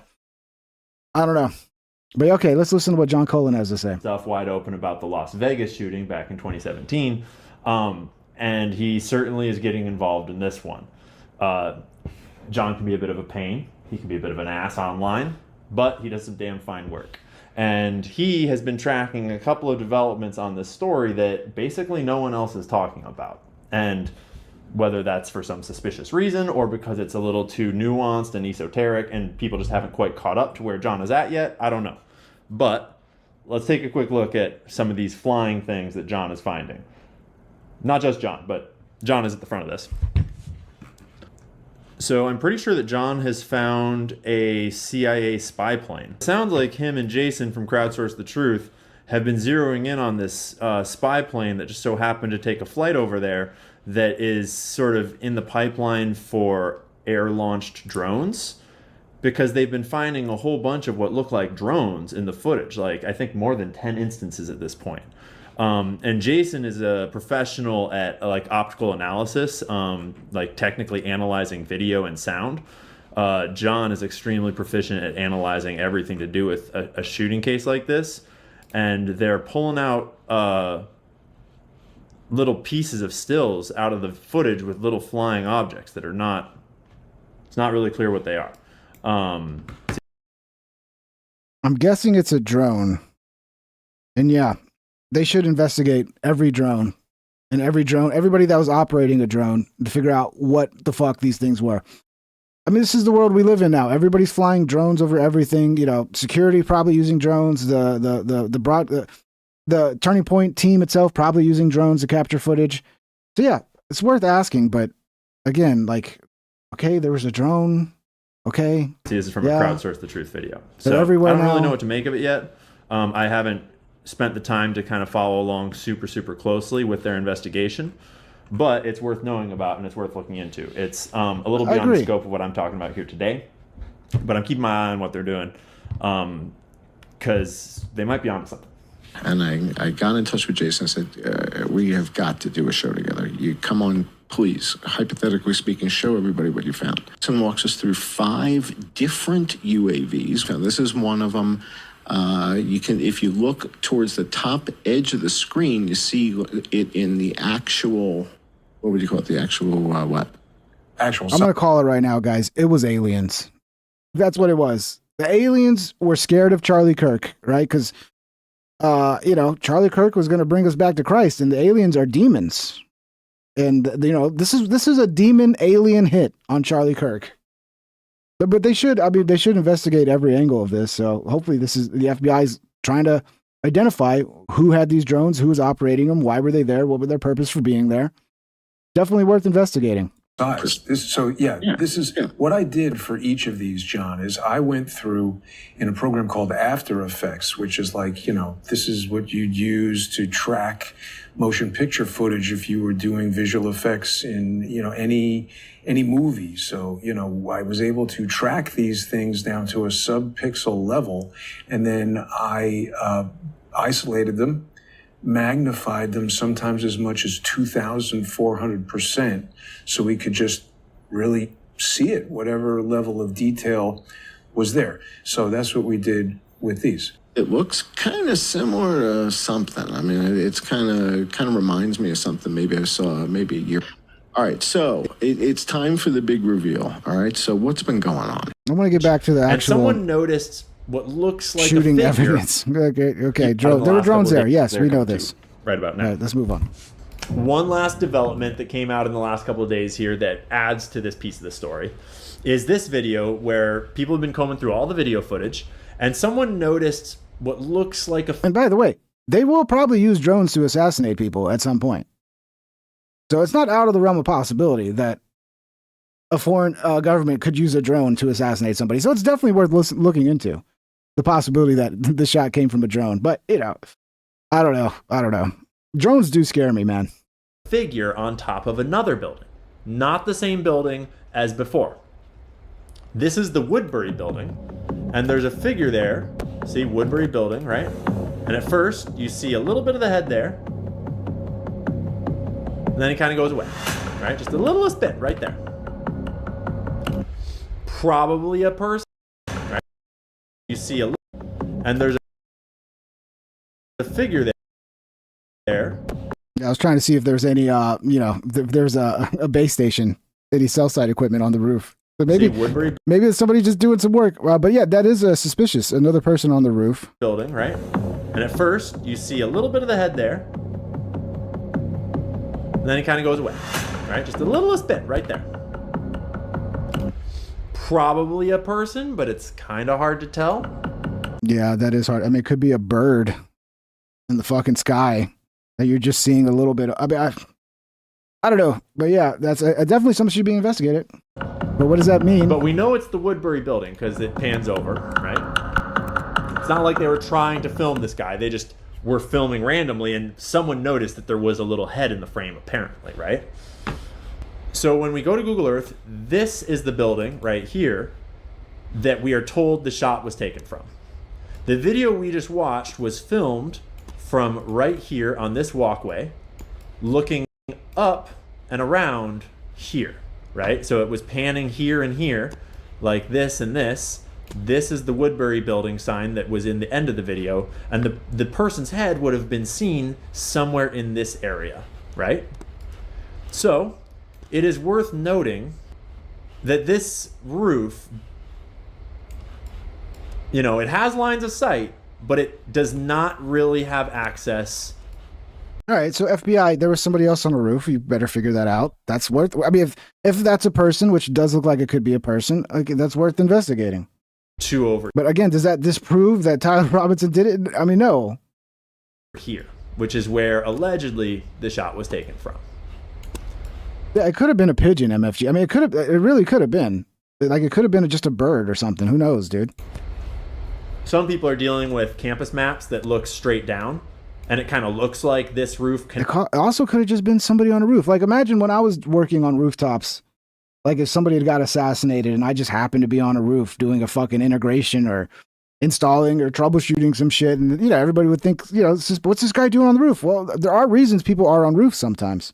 Connects to this roof, doesn't really connect, right? Unless they had a ladder up here or something, or there's like some secret door that we don't see. Or he was like freaking Alex Honnold and went free soloing. But it's interesting because now we're getting possible sightings of people on more than one roof. That's the kind of thing you might expect if you had a organized hit with multiple players involved. Or, maybe somebody wanted to go and see the event, didn't have tickets, but had access to one of these buildings, and they watched the event from one of the rooftops. I don't know. So, we have, what kind of scenario do we have developing here? We have a patsy. Looks like a willing patsy, whether... So he's 100% sure he's a patsy. We're just guaranteed patsy. He's been recruited into some form of intelligence agency or operation or... Anything but the official story. Anything but that. Or something else. Who knows? I think over time, we're going to get more information.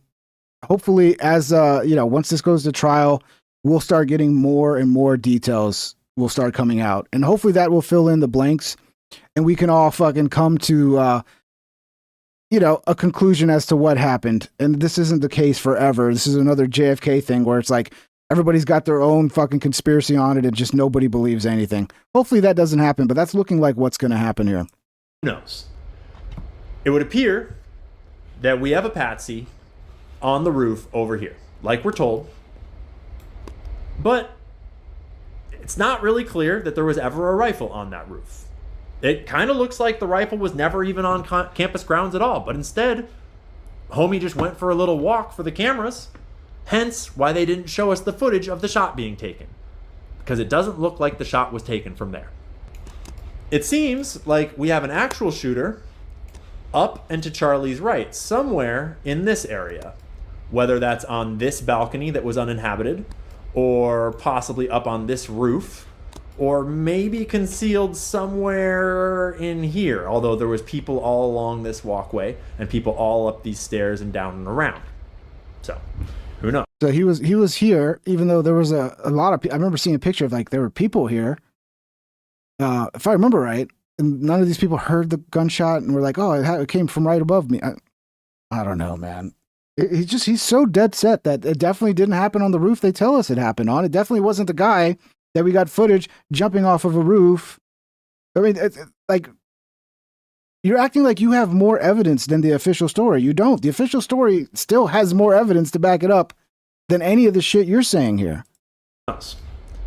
But crack bang analysis, the apparent bullet on film, both line up with over here, as well as the wound pattern that we saw on video. If it turns out that that bullet on film was just a fucking, I don't know, man.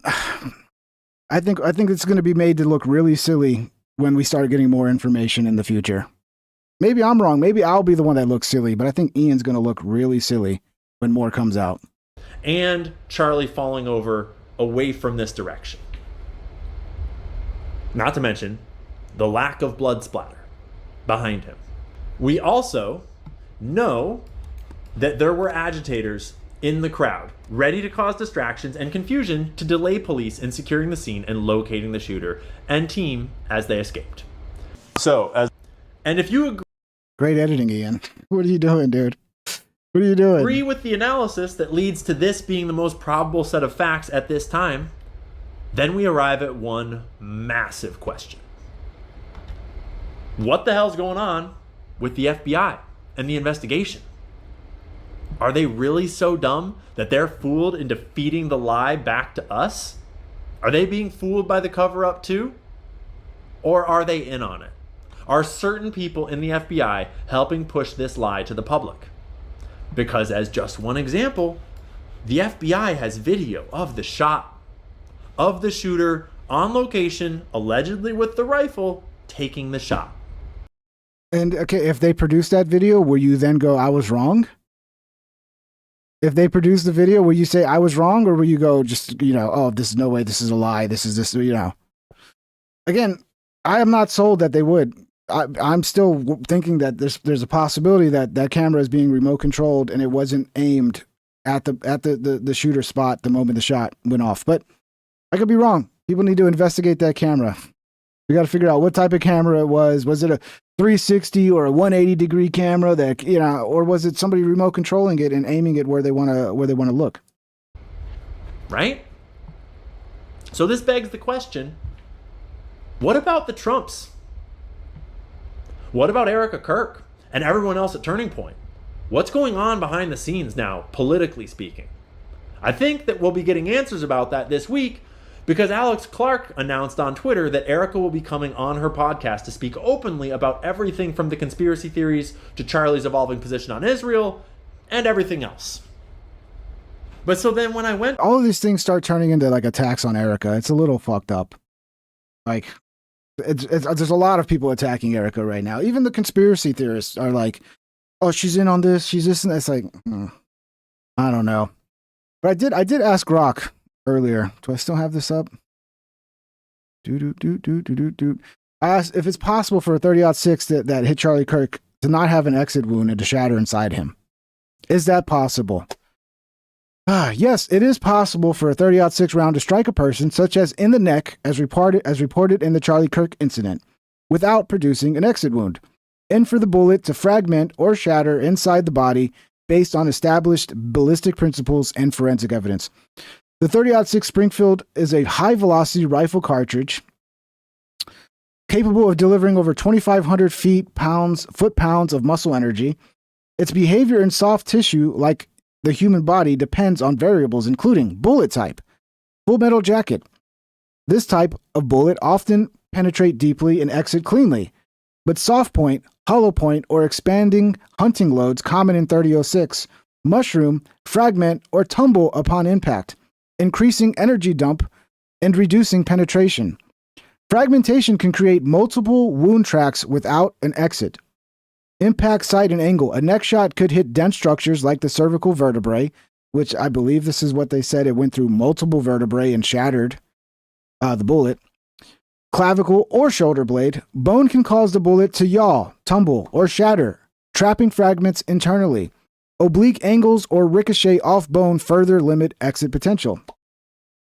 Distance. The Kirk shot was 142 yards, where velocity drops to 2,200 to 2,500 FPS. Still lethal, but with less momentum for clean penetration and fragmentation occurs. If fragmentation occurs. Body variability. Human tissue isn't uniform. Dense bone or muscle can halt or break up a bullet that might otherwise exit. In gel tests and autopsies, 30-06 rounds frequently fragment in tissue, creating temporary cavities up to 10 to 15 centimeters wide from shock waves, and permanent tracks with no exit if energy is fully transferred. Fragmentation and no exit examples. A 2022 forensic review of high-velocity rifle rounds, including 30-06, documented cases where bullets lodged internally after hitting bone, with fragments causing extensive internal damage but no exit.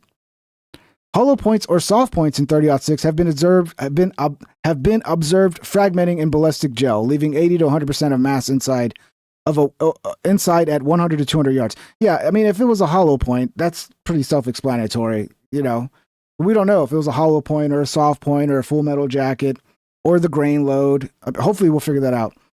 Hunters report hunting parallels. Hunters report 30-06 soft points shattering ribs or shoulders in deer, similar density to human torso neck, liquefying organs without exits, e.g. 168 grain TTSX bullets penetrating 18 to 24 inches but fragmenting fully in bone hits. Eyewitnesses and autopsy details described an entry wound on the left neck with massive bleeding, no exit, and the bullet stopping just beneath the skin, likely after hitting vertebrae. The surgeon noted the round absolutely should have gone through, but was halted by impressive bone density, consistent with fragmentation or deflection in the neck's complex anatomy. Sorry, I suck. This aligns with 20 to 30% of high-velocity neck gunshot wounds showing no exit due to spinal involvement. So look, say it's unlikely, right?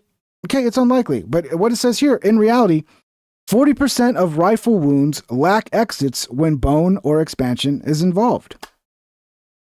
So to pretend like it's out of the realm of possibility for this bullet to behave the way we're told it did is disingenuous.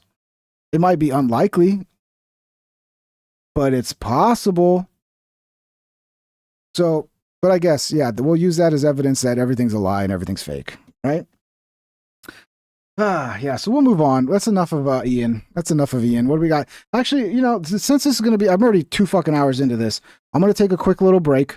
We'll play some music and we'll get back. We're going to talk about Nick Fuentes, his appearance on PBD, Google admitting to censoring people over COVID, and they're going to bring them back. There's a lot of other news I want to get to in the last part of the show, but I'm going to take a quick break and we're going to play some jams. I'll be right back, guys. Let's see how we're going to do this. Here we go. All righty.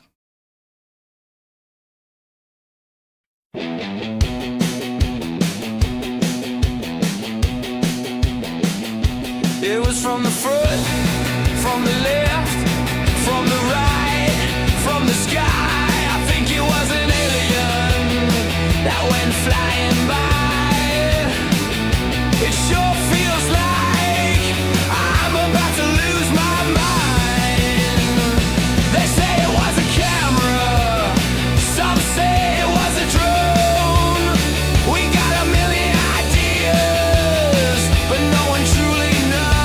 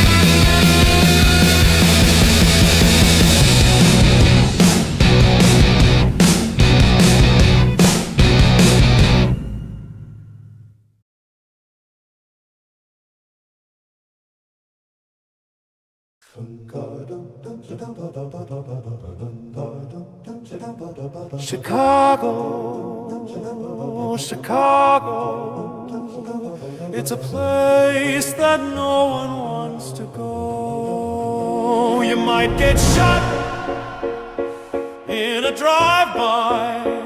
You'll be praying to Jesus as the bullets go flying by. Chicago, Chicago, it's a place that no one wants to go. The crime stats will make you weep. You know it ain't safe on them dirty ass streets. Chicago,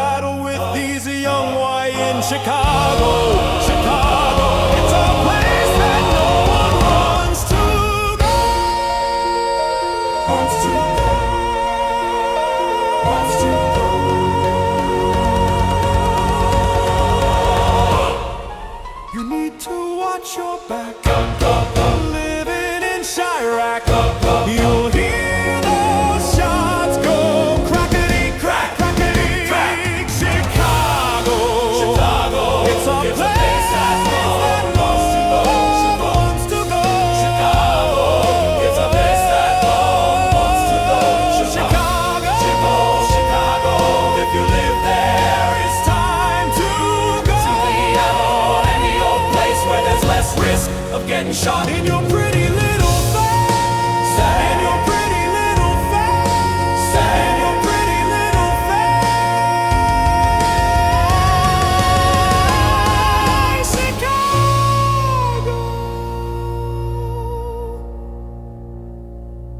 Chicago, Chicago, Chicago. It's a place that no one wants to go. Chicago, Chicago, if you live there, it's time to go to Indiana or any old place where there's less risk of getting shot in your pretty little face.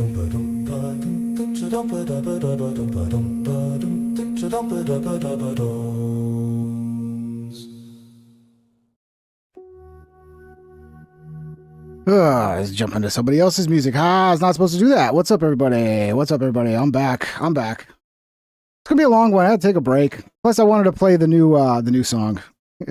Hope you guys like it. AI, man, it writes them by themselves. I just say, hey, write song for me, and it does it all. It's great. Hope everybody's doing good. Thanks everybody for sticking around. I think I got a super chat that I missed here. Heck Tech, the bullet curved. Super chatted $2. The bullet curved just like in the movie Wanted. I haven't seen that movie, man. Thank you. Omega super chatted $2. God 360 no scooped Charlie Kirk for blasphemy. Yeah. Nah, God wouldn't do that, bro. God's a good guy. Super chatted $5.43. Cameras in the tent immediately removed by non-law enforcement within 5 minutes. Then entire scene of the crime gets paved over within a week's time. Why? Okay, well, if I was to play devil's advocate, thank you for the super chat. The cameras in the tent were removed by Turning Point. Should they have left them there? Possibly. But then what happens if somebody steals the fucking cameras and they lose the footage? So that's probably what they were thinking. There is footage of people stealing shit off the stage. So it was probably a good idea to secure the cameras. Ben Stevens super chatted $10. How you doing, Ben? Huzzah, brother. Thank you for the 10. As for the second part, did the FBI wrap up their investigation? Did the FBI go, okay, we got everything we need. It's you guys, get back to it, whatever you're planning to do. I mean, if they did that before the FBI was able to get all the, capture the scene and capture everything they needed and then released it back to the university, then the FBI should come out and say, hey, they fucked with our investigation. And but there are other explanations for that other than it's all a cover up. But yeah, there, questions that can be asked. There's no problem with that. But yeah, I think there are explanations for it that make sense to me. So anyway, he set it up in a way. So Joe's talking about the Charlie Kirk assassination. Let's check this out. That, like, okay, you're saying something that's actually factually inaccurate, right, according to the narrative. Now, let's be real clear. I don't necessarily think they know what's going on yet. There's a lot of weird shit going on with this. I know. First of all, there was that one guy who was the decoy. All right, so you got this guy who's an older guy who starts yelling out. Didn't he take his pants down? He took his pants down. This guy was at 9/11. He was at the Boston bombing. See, I've heard about that too. I mean, that makes it so suspicious, this guy. He's at like every major tragedy in American history. Is that real? Is that true? That's hard to believe. I want to know more about that guy. He called in a fake bomb at another place, and then he did this at this thing. Right after, so somehow or another, this guy has the state of mind that the moment someone gets shot, he yells out and says, I did it, and takes his pants down or something like that. I don't know exactly what he did. Then, ready for this? He gets arrested for child porn right away. Right after this happened? Oh, right away. I heard he had it on his phone, right? So I'm guessing the way they played out, they arrested him, they took his phone, and then they started looking through his phone and just saw child porn right away on his phone. I don't know, this is probably the most suspicious part of it all to me, is this fucking guy. Is this just one crazy guy who just happens to be there and he just happens to be at every major disaster and it's just all a coincidence? That's possible, but it's very strange. It's very strange. I'd like to know more about this guy. I want to know more about this guy. But I'm guessing he's still, did they let him out yet for the CP, or is he still in jail? I gotta look that up. Jail for child porn. Why is that? Well, now you can't interview him. Right. Right. And because when the internet people start going, how are you at all these different things? Like, what are the odds? Like, if someone ran it through one of the ChatGPT fucking perplexity things, like, what are the odds that this guy would be at all those different events and be involved? Like, zero. This is the guy? Yeah. I just like that the pants down part is just insane to me. It's like, why is your dick out, dude? I did it. Listen, I'm not saying this guy is an insane. He's clearly insane. Yeah. Or not. Or he's professionally insane. Right. That's where it gets squirrely. I almost texted you when the Charlie Kirk thing happened because my antennas. According, it says the guy's still in jail. Yes, the old guy you're referring to is George Hodgson Zinn, a 71-year-old Salt Lake City man with a history of arrest for trespassing at political events. He was not involved in the actual shooting of Charlie Kirk, which was carried out by 22-year-old Tyler Robinson. Instead, Zinn falsely confessed to being the shooter in an apparent attempt to draw attention from the real shooter, causing initial confusion and online misinformation. This is the biggest piece of evidence that there is for some sort of larger conspiracy with multiple people involved. This is the thing people need to really, this is the biggest piece of evidence. All that other shit is just crazy speculation. This is not speculation. This to me is the thing that raises my the most, is this fucking guy. What happened? Immediately after the shooting, around 12:20 p.m., Zinn was seen lying on the ground at the event. When approached by police, he repeatedly yelled, "I shot him, now shoot me." He was arrested on the spot for obstruction of justice. Videos of his handcuffing went viral, with some falsely claiming he'd been caught as the assassin. I remember when I first came on Discord that day, they were like, yeah, Charlie Kirk was shot, and they got the guy, and I was like, everybody was like, the guy was in the crowd. My first instinct from seeing the video was like, this was a shot from a rooftop. Now, I don't know why that was my first instinct, but I didn't believe right away. I was like, no, I don't think this is the guy, because I don't think, it didn't look like it came from the crowd. It looked like it was probably from a rooftop. Now, I don't know why that was my initial instinct, and I just happened to be right. Who knows why my brain had that initial instinct. But yeah, a lot of people thought he was the guy. You see, he repeatedly yelled, "I shot him, now shoot me." He was arrested on the spot for obstruction of justice. Videos of his handcuffing went viral, with some falsely claiming he'd been caught as the assassin. Child pornography charges. During processing, authorities searched his phone after he admitted to viewing child sexual abuse material during an FBI interview at the hospital. They found over 20 images of child. I'm not going to keep saying the damn word, man. I mean, Jesus Christ. Depicting children as young as 5 years old. Oh, this guy was a real creep, bro. This guy was a real creep. And explicit messages about sexual acts. This led to additional charges of sexual exploitation of a minor. Is he still in jail? Based on the most recent reports as of September 16th, which that's now a week ago, George Zinn is still in custody at Utah County Jail. He was formally booked there on the so it's been a week. It sounds like there's been no information as to whether he's been released or not, so I'm assuming he's still in jail. But yeah, hopefully they're giving this guy the full interrogation treatment every single day. Every single day. And Ian Carroll will not be happy unless you release that interrogation. You release all of the fucking interrogation immediately. Don't even wait for the case. Just give it to Ian right now.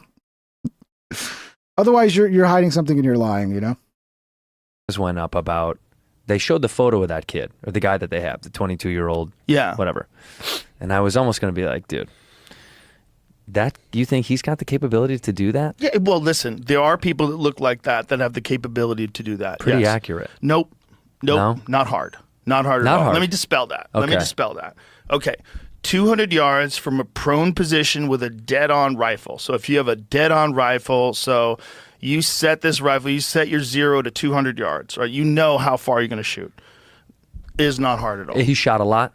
You don't have to shoot a lot. So I could do it tomorrow. If you're no, but you are experienced. If it's someone that's never shot, could they do it? 100%. Not Really? if they've never shot. They wouldn't know where to look. They'd have a hard time acquiring the like when you look through a scope, like when the reticle is weird. Like it's sometimes Takes a minute. You got to know the distance that you have to be from it to really line it up in your sights. But you could get a guy like my friend Andy Stumpf, who was I mean, that was the first fucking conspiracy that came out, right? Like the conspiracy keeps evolving, and like every day there's some. I think Candace has a new angle where like there was another guy on a rooftop who was fully like fully kitted out, and the gun was nothing like so every day it's an evolving conspiracy. It takes new turns and new angles. But originally, yeah, it was, there's no way this was just a kid. This had to have been a professional. There's no way. And then once people are like, actually, this is not a fucking difficult shot, then, they got to move the fucking goalpost. Now it's, there's no way it was from the rooftop. Now, and then people are like, why are you defending the official narrative? It's been 2 weeks, guys. We're just barely getting, like, what we saw on video, to me, that matches my instincts. Okay, so when I hear all of them saying, oh, actually he was on a rooftop, and it's like, it all matches to what my instinctual mind jumps to, the conclusions it jumps to based off of the video. Okay, and then it's 2 weeks in. Like, as time goes on, as the case comes out, as more of the evidence comes out, as more of the footage comes out, we'll be able to, find them. If there is a lot of flaws in their story, it's going to become clear. But a lot of this is, again, it's just wild speculation. That's all we're doing right now. So some of you, there's like two different camps here. There's the camp of like, immediately you believe nothing the government tells you. So just immediately you're just like, oh, how could you even believe this is the government? And then there's the other ones like, okay, I mean, is the government going to lie to me every single time? Am I supposed to just be like, oh, if the government said it, it's definitely a lie? Like, okay, well, what's the incentive here? Like, why would they? I don't know, but give it time. In a year's time from now, as more comes out and we've had more time to look over all this shit, my opinion might evolve. But as of right now, I'm not just like 100% the official story is bullshit. I'm not there. I'm not there. So just because I'm not there like you are, doesn't mean I'm covering for something. I'm just like this. It's possible this official story could be. I mean, this could be it, and there's evidence behind it too. But all the evidence is faked. So then what? If all the evidence is fake, then why can't I say all your evidence is fake? Like, what are we talking about here? At a certain point, it gets schizophrenic for me. It's like we don't believe anything. That's what we're doing now. We just don't believe everything, And then there is an incentive which people want to ignore to sensationalize and to conspiratize events like this for views. Okay, that's a reality. Okay, whether you want to believe it or not. That's a reality. It's a real thing. Okay. So people are going to keep doing this and keep playing it up. And then, you know, the more people are going to, it's like a snowball effect at this point, and it's not going away. A sniper in the SEALs, you could get him and he could show you how to do it in an afternoon, and then you could hit steel at 200 yards every time you pull the trigger. One day you could learn Yeah. that. Wow. Yeah. Not that hard. Because it feels insane to me. I'm like, that seems tough. It seems tough. It seems tough. We still haven't figured out whether or not the gun that shot Trump had a sight on it, because we weren't sure if it had a sight on it or if this guy was using iron sights. That was 140 yards. If you shot it with iron sights, that's a lot harder, because iron sights is you're lining up. So you have these two things in the back, and there's he definitely had a scope. one thing at the front of the barrel, and you Right. got to line those bitches up perfectly, and that's how you stay accurate. That is a lot harder to do. It's like than old a shotguns have those, right? Sure. Yeah. Pistols. Yeah, Like pistols you can got buy a them. Glock. Yeah. That's what it comes with. Right. But this kid had a rifle with a scope. Now, here's where it gets weird. The first images of this rifle with a scope, I swear to God, it looks like he has a composite stock on it. Like it looks like a modern 30-06 rifle. So a 30-06, so that's the rifle. 30-06 is like that. Bro, I wish they would start paying me already, dude. You know? It sucks being an agent and I don't even get paid for it. Sitter super chatted $2. Pinktiao 1P Mossad agent confirmed. At least want to move into a JK house as along. nice as Ian's house, you know? If I'm going to be a fucking Mossad agent. Ben Stevens super chatted $10. John Carpenter's The Thing seems to be the end game. Nobody trusts anybody now. And we're all very tired. It's very true, bro. We don't. Nobody has an accepted reality. And, yeah, it's a true statement, man. I don't know what else to say about it, but nobody believes anything anymore. Nobody can come to a common ground on any sort of reality. Everything's up for debate, you know? It's good to a certain point, but then at a certain point, like anything else, it's like you can kind of let it run away with you. And, you know, like they say, everything in moderation, guys. Everything in moderation. Thank you for the super chats, guys. Appreciate it. It looks like a very modern looking stock. I mean, it might not be. It might be just a bad resolution. It might be wood. It's hard to tell. Yeah, that's supposed to be a gun that's older than World War I, and I will admit, it doesn't look that old. But again, maybe it's just well maintained or like it's been refurbished or some shit.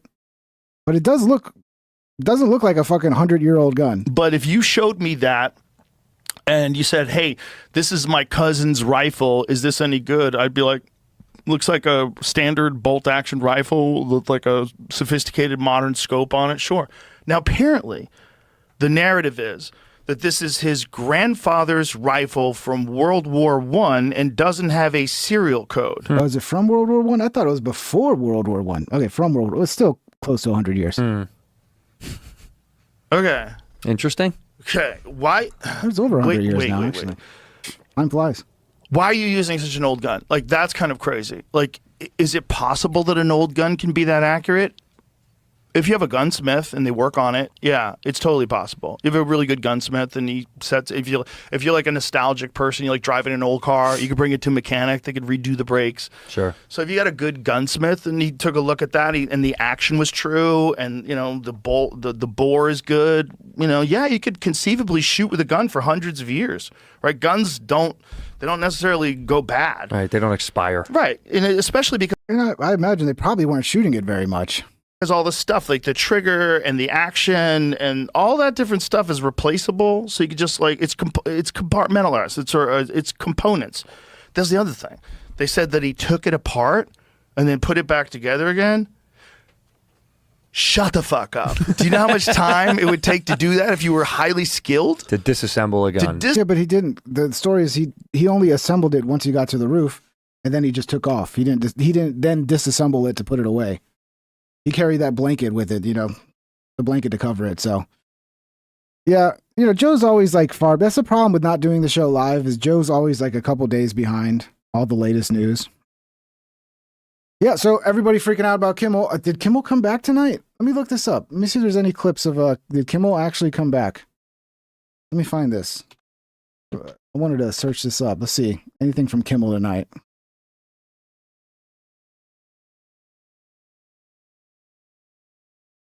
Okay, yeah, here's a clip. Let's see. Let's get to this and then we'll get back to this. Let's see what Kimmel has to say here. Kimmel from tonight. Welcome back, Jimmy Kimmel. Welcome back. I didn't miss you, but you know. I don't think what I have to say is going to make much of a difference. If you like me, you like me. If you don't, you don't. Oh, he's crying. Oh, fuck. I got to find this dude. Jimmy Kimmel's out coming back crying again. Oh, my God. Poor Jimmy. Poor guy. Poor Jimmy. Oh, man. Let's see. I got to find this. Hold on. I got to see if there's more here. More clips. Because if he's crying, there's got to be a longer fucking version of this. Jimmy Kimmel breaks into tears. All right. Let me see. Hold on, guys. Bear with me. About what I need to say, and Okay, we'll play this. I have no illusions about changing anyone's mind. But I do want to make something clear because it's important to me as a human. Oh, he's crying, and that guys. is, you understand that it was never my intention to make light of the murder of a young man. I don't... All right. Well, I mean, look, if you're going to apologize like that, I think tears, you know. If he does apologize, I'll give him credit for that. That's a good step. But did they have to force him to apologize?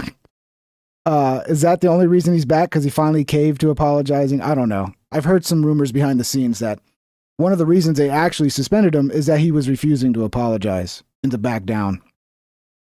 I don't know. I don't think there's anything funny about it. I posted a message on Instagram on the day he was killed, sending love to his family and asking for compassion, and I meant it, and I still do. Nor was it my intention to blame any specific group for the actions of what it was obviously a deeply disturbed. I'm doubting this one because I mean, if it wasn't your intentions, then why did you do it? You didn't realize what you were doing? It sure seemed like it was your intention. Individual, that was really the opposite of the point I was trying to make. But I understand that to some that felt either ill-timed or unclear, or maybe both. And for those who think I did point a finger, I get why you're upset. If the situation was reversed, there's a good chance I'd have felt the same way. I mean, at least he acknowledges that. Okay. Not bad. He's really trying to keep his job here. Hey, maybe we'll get a new and improved Jimmy Kimmel. Okay. Maybe he had some some therapy sessions and he realized maybe I'm the problem. And we're going to get a much better new and improved Jimmy Kimmel. Let's see. have many friends and family members on the other side who I love and remain close to, even though we don't agree on politics at all. I don't think the murderer who shot Charlie Kirk represents anyone. This was a sick person who believed violence was a solution, and it isn't. Ever. And also, selfishly... Honestly, it's not that. I mean, there are some excuses there, like I didn't intend to. Okay, I get it. It's an apology. It's a step in the right direction. Okay, let's give him that. He still didn't get to be on Sinclair Broadcasting, or actually Nexstar ended up shutting it down too. So he's probably on 60% of the network. He probably got 40% is just airing local news instead of airing him. So maybe that's gonna change Nexstar and Sinclair's mind to where they'll be like, okay, he at least apologized and he's saying the right things. We'll start broadcasting him again. We'll see. Look, Jimmy Kimmel is he's capable of being down the middle, right? The problem is if he tries to play it just a little bit down the middle, his audience, which is 99% crazy leftist, mostly, I'm guessing at the number, they're not going to be happy. So it's going to be a hard line for him to tell. But hey, he apologized. Give him a little credit. Give him a little credit, I guess. About what I need to say and do tonight. And the truth is, I don't think what I have to say is going to make much of a difference. If you like me, you like me. If you... Okay, yeah, here. Let me pull this one. I think this is another part of it. Oh, I hate when it does that. Great. That's what I need to be doing. Searching through the Jimmy Kimmel fucking... I hate when it does that. If I don't break it off into its own fucking post, then it just resets me in the search all the way to the top. Why are you so fucking terrible sometimes?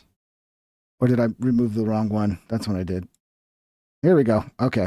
And do tonight. About what I need to say and do tonight. And the truth is, I don't think what I have to say is going to make much of a difference. If you like me, you like me. If you don't, you don't. I have no illusions about changing anyone's mind.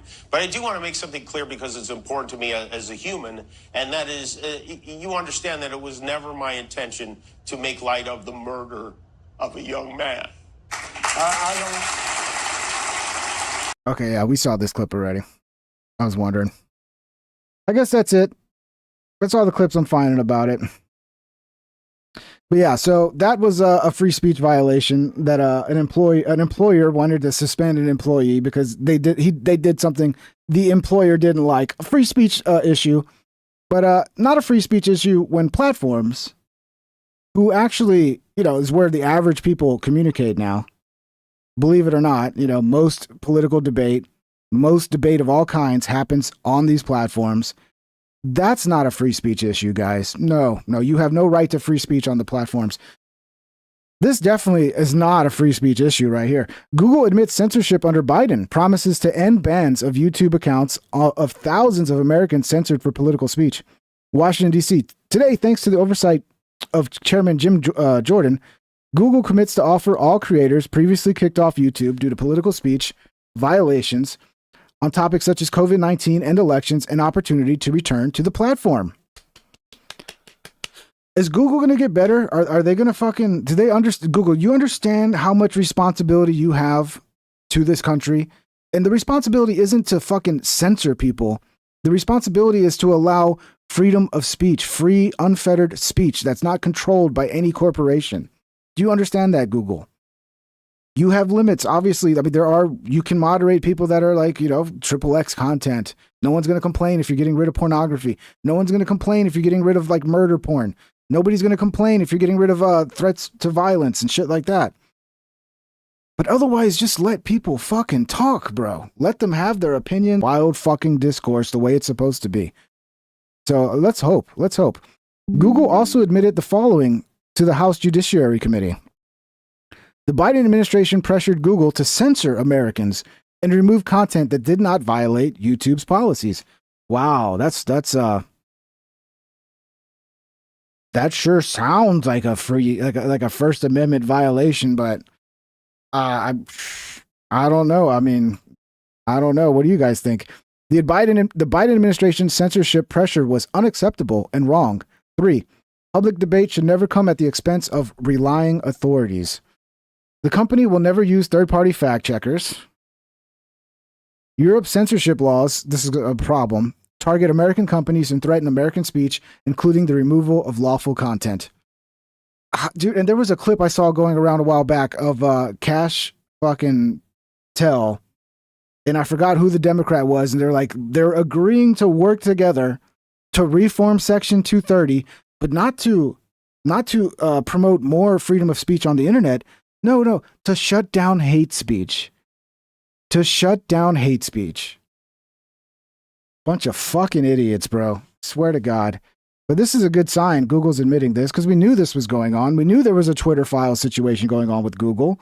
It's going on with every social media platform, TikTok, Google, YouTube, fucking Facebook, every platform. And they all need to come out and say it, and then disavow it and say you're going to fucking change and be better next time. Please. Google has admitted that the Biden administration forced them to censor people. We got a Timmy Pool video about it. We'll play a little bit of it. Timmy Pool, the coolest dude in the world. And after the work of Republicans, they will be reinstating political accounts that were banned. And I have requested to Google to restore our episode with Alex Jones and Joe Rogan, which they removed 3 years later. Which I can only say... Oh, shit, they just removed one of my videos 6 years later. 6 years it's been up, monetized, no problem. And they're like, oh, this is a problem now. You're trying to platform Alex Jones, a banned person. You're not... It's like... I believe was because of pressure from the Biden administration. I believe that the Biden administration targeted me as well as other prominent individuals on YouTube. They couldn't get us banned.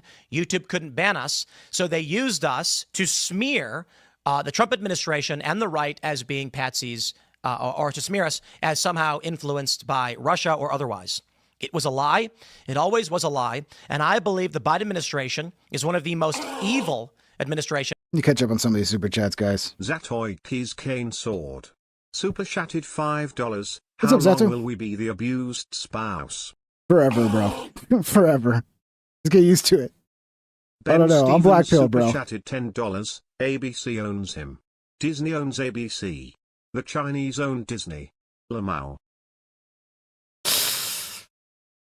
No one ever talks about the Chinese anymore, though, do they? It's always everybody talks about Israel. No one talks about the Chinese. Funny. Weird how that works. Thanks for the super chats, guys. Much appreciated. I believe that we are heading down a dark and dangerous path. But before I get into all that, let's talk about this story. The Post-Millennial reports Google admitted that the Biden admin pressured the company to censor content on its platforms and has committed that they will reinstate accounts that were terminated from the platform. In a letter to Chairman of the House Judiciary Committee Jim Jordan, Google's parent company Alphabet stated, senior Biden admin officials, including White House officials, conducted repeated and sustained outreach to Alphabet and pressured the company regarding certain user-generated content related to COVID-19 that did not violate its policies. While the company continued to develop and enforce its policies independently, Biden admin officials continue to press the company to remove non-violative user-generated content. Now, there's a lot here that needs to be broken. I swear to God, when you talk to a lot of these people who were on the wrong side of this issue in 2020, 2021, they literally pretend like COVID never happened. It's like, to them, it's like 2 years that just like, they want everybody just to pretend never fucking happened. It's crazy. Down. One, with Trump's designation of Antifa as terrorist. Another thing that's crazy is time's going by so fast, guys. That was 5 fucking years ago. 2022 was 3. Dude, we're already past 2025. We're like going into the final quarter of 2025. It's going to be 2026. I swear to God, it was just January, dude. What the fuck is going on? Now that's a conspiracy we should all get behind. What is going on with time? Why is time moving so fast? Is it because there's just less boredom? Is that what it is? Because, you know, because of the internet, I'm never bored anymore. No matter what, I'm always having fun. But when I was a kid, there was lots of times of boredom, like nothing good on TV, no friends to play with, and you just like, you know, go pull out some baseball cards or whatever. You're just bored as fuck. That shit never happens anymore. Maybe that's why time moves so fast. I don't know. Will YouTube allow pro-Antifa content? YouTube's own rules say this is not allowed. I'm not saying they should or shouldn't. I'm simply asking the question. The same is true of Elon Musk. Apparently people don't know what a question is. Now, there's other questions. With this, I'll read you this in a second. I want to stress the show that we did, The Culture War, before the Tenet Media deal, is the exact same show we did during and after. YouTube still Ben deleted. Stevens super chatted $20. Shit is getting weird around here, including the pace of time. Yeah, I noticed when I turned 25, I noticed, thank you, Ben, for the 20. I noticed when I turned 25, specifically, I don't know if it was my birthday, but I was 25 at the time. I was like, dude, what is going on? Everything's moving so fast. And then I rationalized it as like, okay, well, I have more time under my belt. So it's kind of like a perspective thing. Like when you're a year old, you know, a month is like 1/10 of your life, right? But then when you're 20, you know, it's just a tiny little speck of your life. So as you get older and you have this longer perspective of time, time seems to go faster because, you know, 1 year is only 1/40th of your life now because you're 40. But that doesn't, it still seems to be going even faster than with how fast it's going now. That doesn't even explain it to me. It's like, it just keeps speeding up and speeding up and speeding up to the point where it's like, dude, a year is like fucking nothing. Like a year, going to school for a year, and like that was like a fucking eternity. A year, 3 months summer, that was like a fucking eternity. Now it's like a year is like you open the door and you walk through the doorway, and a year goes by. And you're like, I mean, it's not literally, but that's what it feels like. Like you blink and it's like, fuck, dude, the year's already gone. How can this be happening, dude? How can this be happening? Sorry, guys. Thank you for the super chat, Ben. You rock, brother. On my personal channel, segments from the show. Now, the show we did last week was about exorcisms. The Culture War show is not in any way a geopolitical show.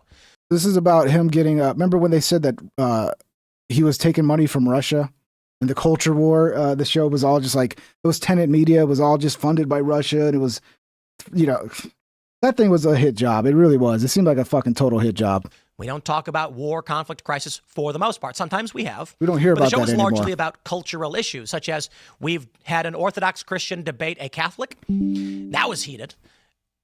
So funny. Tim sucked me in. He's so good at this.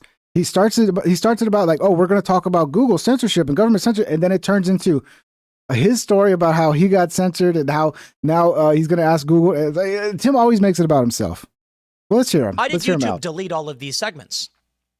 All of them, some 400.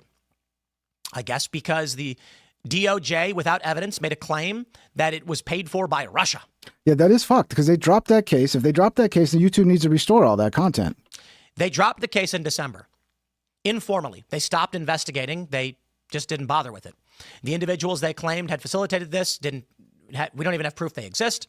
They offered up no evidence at any point. In April, it was announced, Lauren Chen stated, they formally announced that it was closed completely. There's never been any evidence that this is true, any evidence of any criminal wrongdoing. I heard when it first came out that it was like an editor. There was like 2 people that worked for Tenet Media that also worked for RT.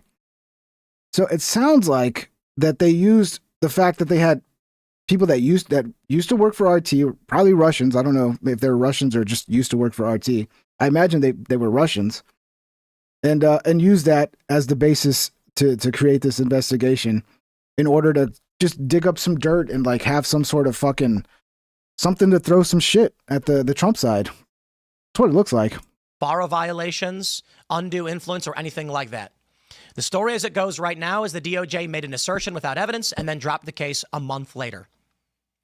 If this is now happening, I am demanding that YouTube restore this content.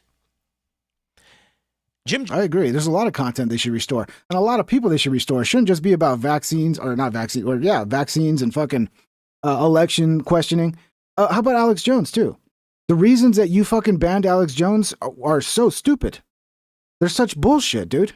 They're total bullshit. Like I remember, I think the last strike he got was there was this viral video going around where this little kid was like at a park. I'm sure some of you remember the video, but the little kid was beating up a middle-aged guy. He just, I don't know, the kid was having a fucking temper tantrum. He was like 12 years old or maybe 9 or something. And he was just going up and wailing on this dude. And the kid would not stop hitting the guy. It went on for a while. And then finally the guy just shoved the kid to the ground. And the kid immediately started crying, going, "Wah!" And that got him a strike for showing like abuse of a child. And it was a viral video that tons of people were playing, They were just looking for any reason to get rid of him. Jordan posts. King and Spalding by electronic mail, the Honorable Jim Bring Jordan back Alex says, Jones this is what I'm statement saying. of facts is submitted on behalf of our client Alphabet Inc. and its subsidiary YouTube in response to subpoenas by the House. They say throughout the committee's investigation, Alphabet provided responsive information to the committee to fulfill its oversight responsibilities, producing internal records, et cetera, et cetera. Alphabet's a collection of businesses. The company is committed to doing its part.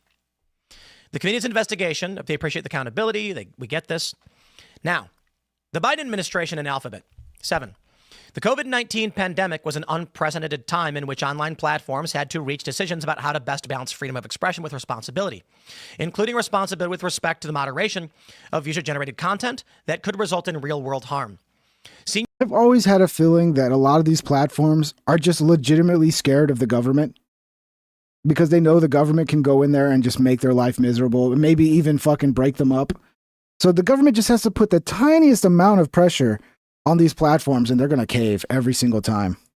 Senior Biden admin officials, including White House officials, conducted repeated and sustained outreach to Alphabet and pressed the company regarding certain user-generated content related to the COVID-19 pandemic that did not violate its policies.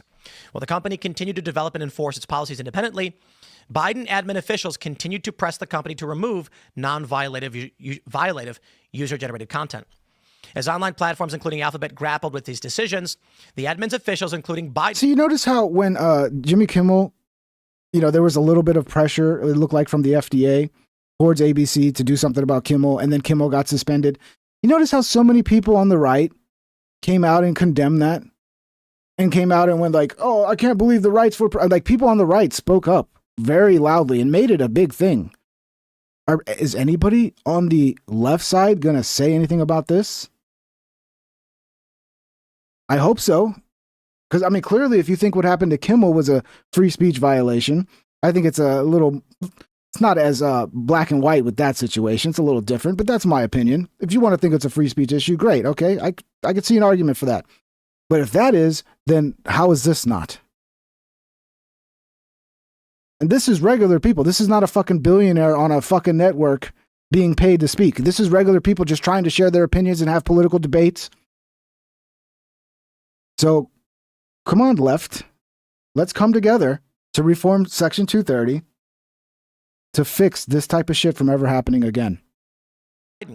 Created a political atmosphere that sought to influence the actions of platforms based on their concerns regarding misinformation. And we can ban the FCC too, so that never happens again as well. Okay? How about that?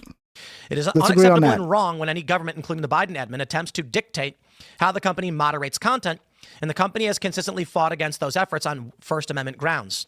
It is for that reason I am again stating I demand that YouTube reinstate all of my content that was produced by me, independently owned and operated during the time we had a license agreement for distribution with Tenet Media. I'll say it again. On my YouTube channel, never banned, never sanctioned, they deleted some 400 video clips from Tenet. This was produced solely by me without any outside influence. The show beforehand, during, and after has remained the same. And I believe that I was unduly targeted by the Biden administration with lies for the purpose of smearing us in a fake October surprise that they dropped the moment they lost the election.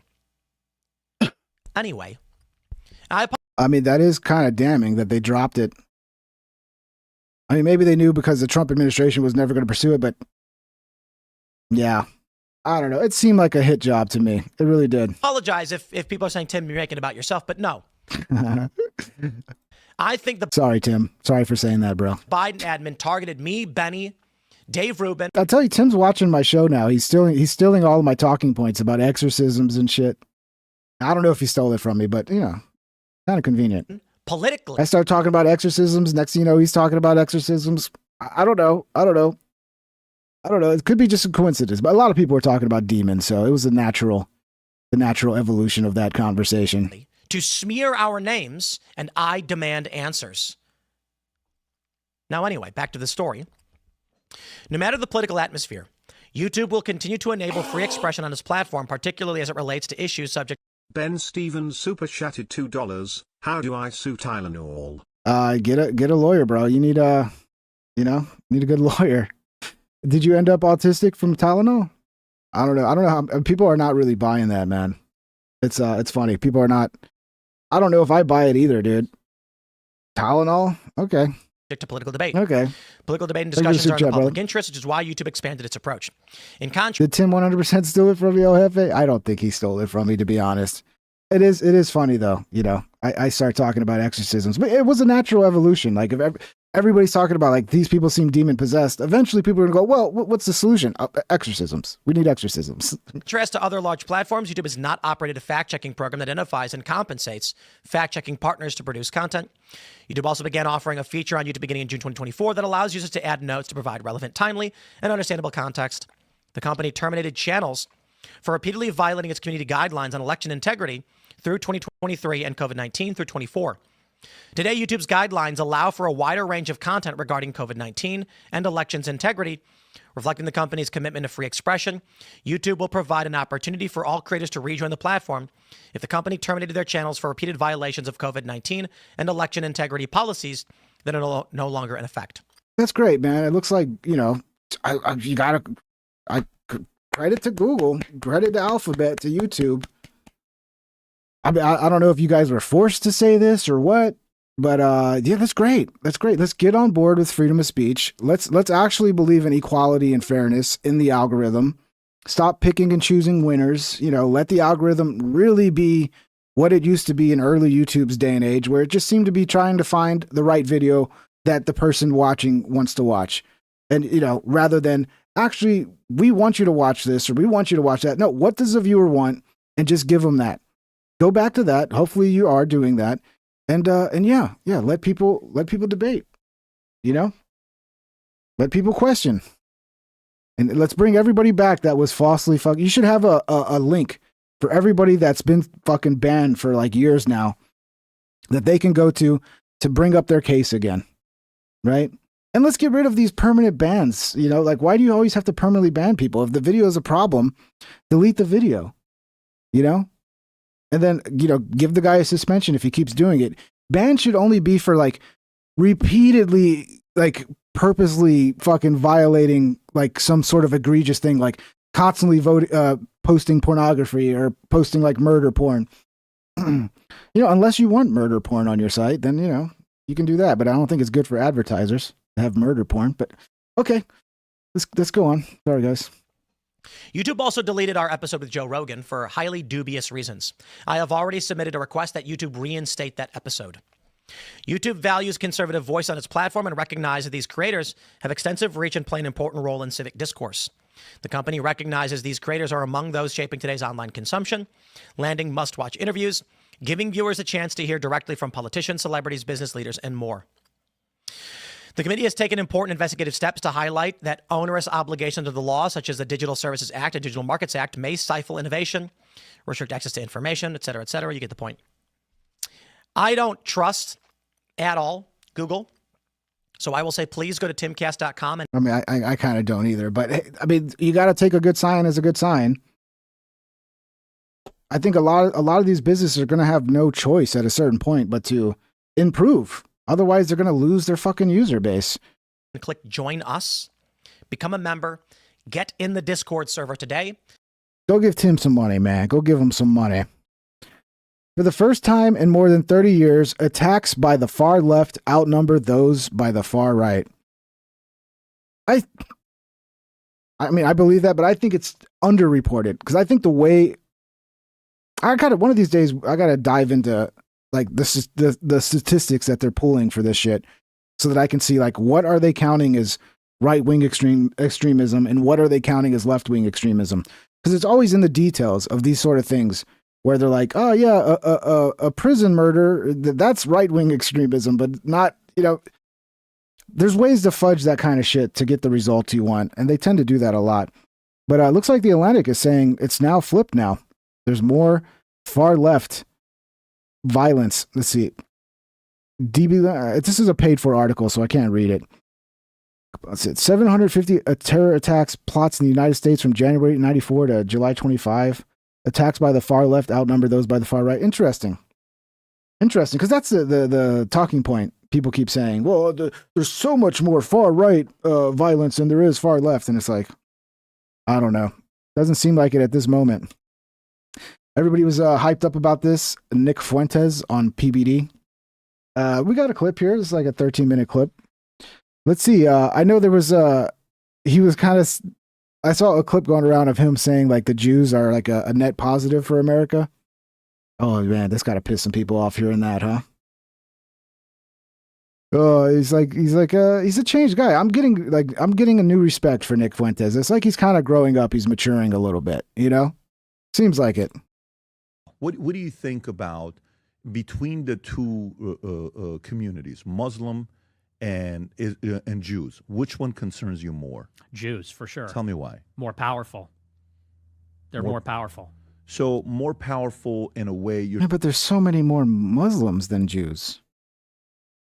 The numbers, like the population-wise, like talking the fact that they have money, finance, Hollywood. Is that what you're? Yeah, they have more position in American society. And how do you think they got that? I think they got it because they are extremely connected. They're a transnational entity. You know, this is how the Rothschilds got started. Their superpower is that they live everywhere, and they have their Jewish identity supersedes their local identity. So a Jewish person in America or in Germany or in France or in the UK, they can all talk to each other and work together. Do you think that's a bad thing?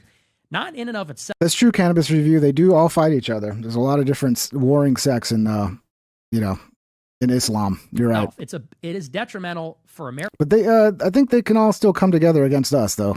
America, though. I think they can all agree to put their differences aside if they need to slay the evil American, whatever the fuck that we're called, you know? Detrimental. The American devil. Because, I'm a Syrian, right? And I wish Assyrians were more like this. And let me tell you why I relate to them. We don't have a country. Assyrians used to have a country. We used to be the first warriors. We were written about in the Bible. You read it all over the place. You know, the history we had, the things we invented. And then we became a little cocky. And God came in and was like, listen, man, relax, Assyrians. You ain't going to come and be the king of the jungle. It's me. And you hear the stories about that they built the tower to go all the way to the top because we are Assyrians and, and then we failed. It's like, no, look at you now. No one knows who Assyrians are. You don't even have a country, right? We know the land in Iraq or wherever you are. You don't have it anymore. I think when a community becomes too cocky, the man upstairs is going to handle that himself, right?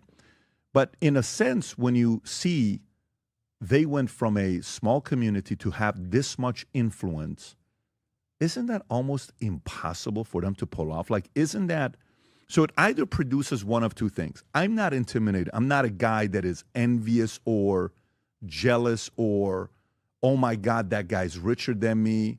That guy's this guy's. I'm not. I want to see what they did and what worked for them. For example, to me, when I think about Jews, I think about Mormons, I think about Scientologists. I used to have an office where half the office was all Scientology, and I learned all these phrases, assist, or, I went to their church and I don't know if the Jews are going to like being compared to Scientologists. Oh, okay. Dianetics. I don't think they're going to like that. And what he would say when you get a headache, you do this, and all these weird extras. I'm like, oh, interesting. How much money did we give? $200,000. Why'd you give that? But let me tell you, those guys that were in, they had each other's back. It was a fraternity that you wish family members were like this, right? I think Scientologists have it maybe more than Jews. So I think Jews will bite each other a little bit, not as much.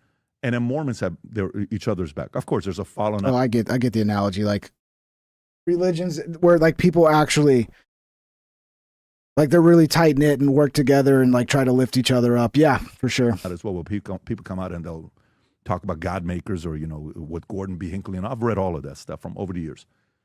But what's wrong with them winning at the highest level? Well, I agree with you that it is remarkable, and it is actually ominous how much they've achieved. Here's the problem, though. America's an open society. The premise of this country is it's self-government, of, by, for the people. There's a slight egalitarian idea that we are all citizens, and our government is going to be comprised of the citizenry of America. That's deeply embedded in who we are and in our government and our whole system. And take me, for example. I'm Italian, Mexican, and Irish. The Italians were very much like this when they immigrated to America. They had in Chicago what they called the outfit, which was the mafia, and they looked out for each other.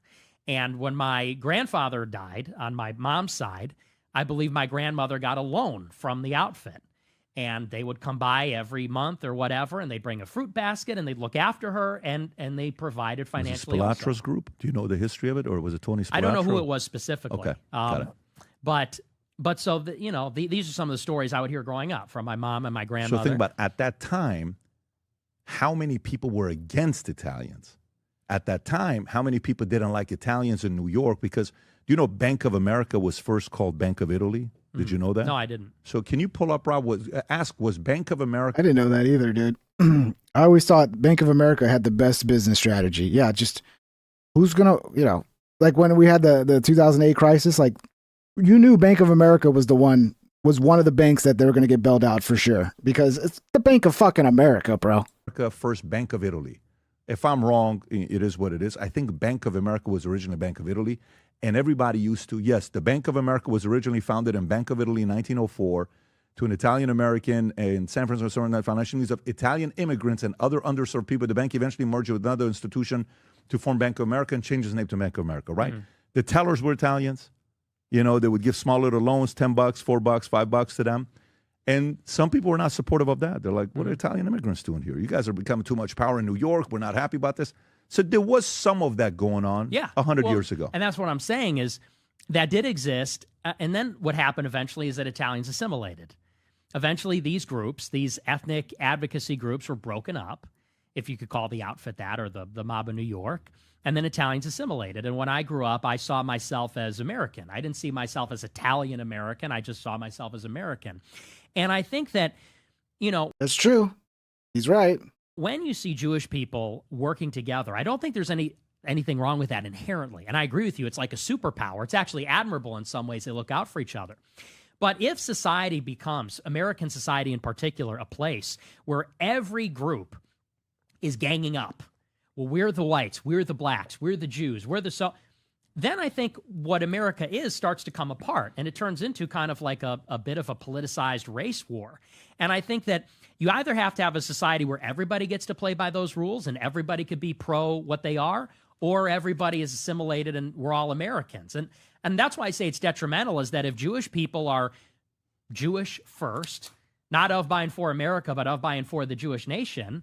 I mean, he does, the point he made there was pretty good. Like, that is the ideology of the universities. You know, I hate saying the left, but that is their ideology. Like, everybody has their little, you know, it's almost like a returning of segregation where, you know, and then everybody could be like proud and be like, the race comes first, like, judge me as my race first. But then, you know, if a white person goes like, I'm proud of my race, I'm proud to be white, then that's a problem. And it's like, you can't have it both ways.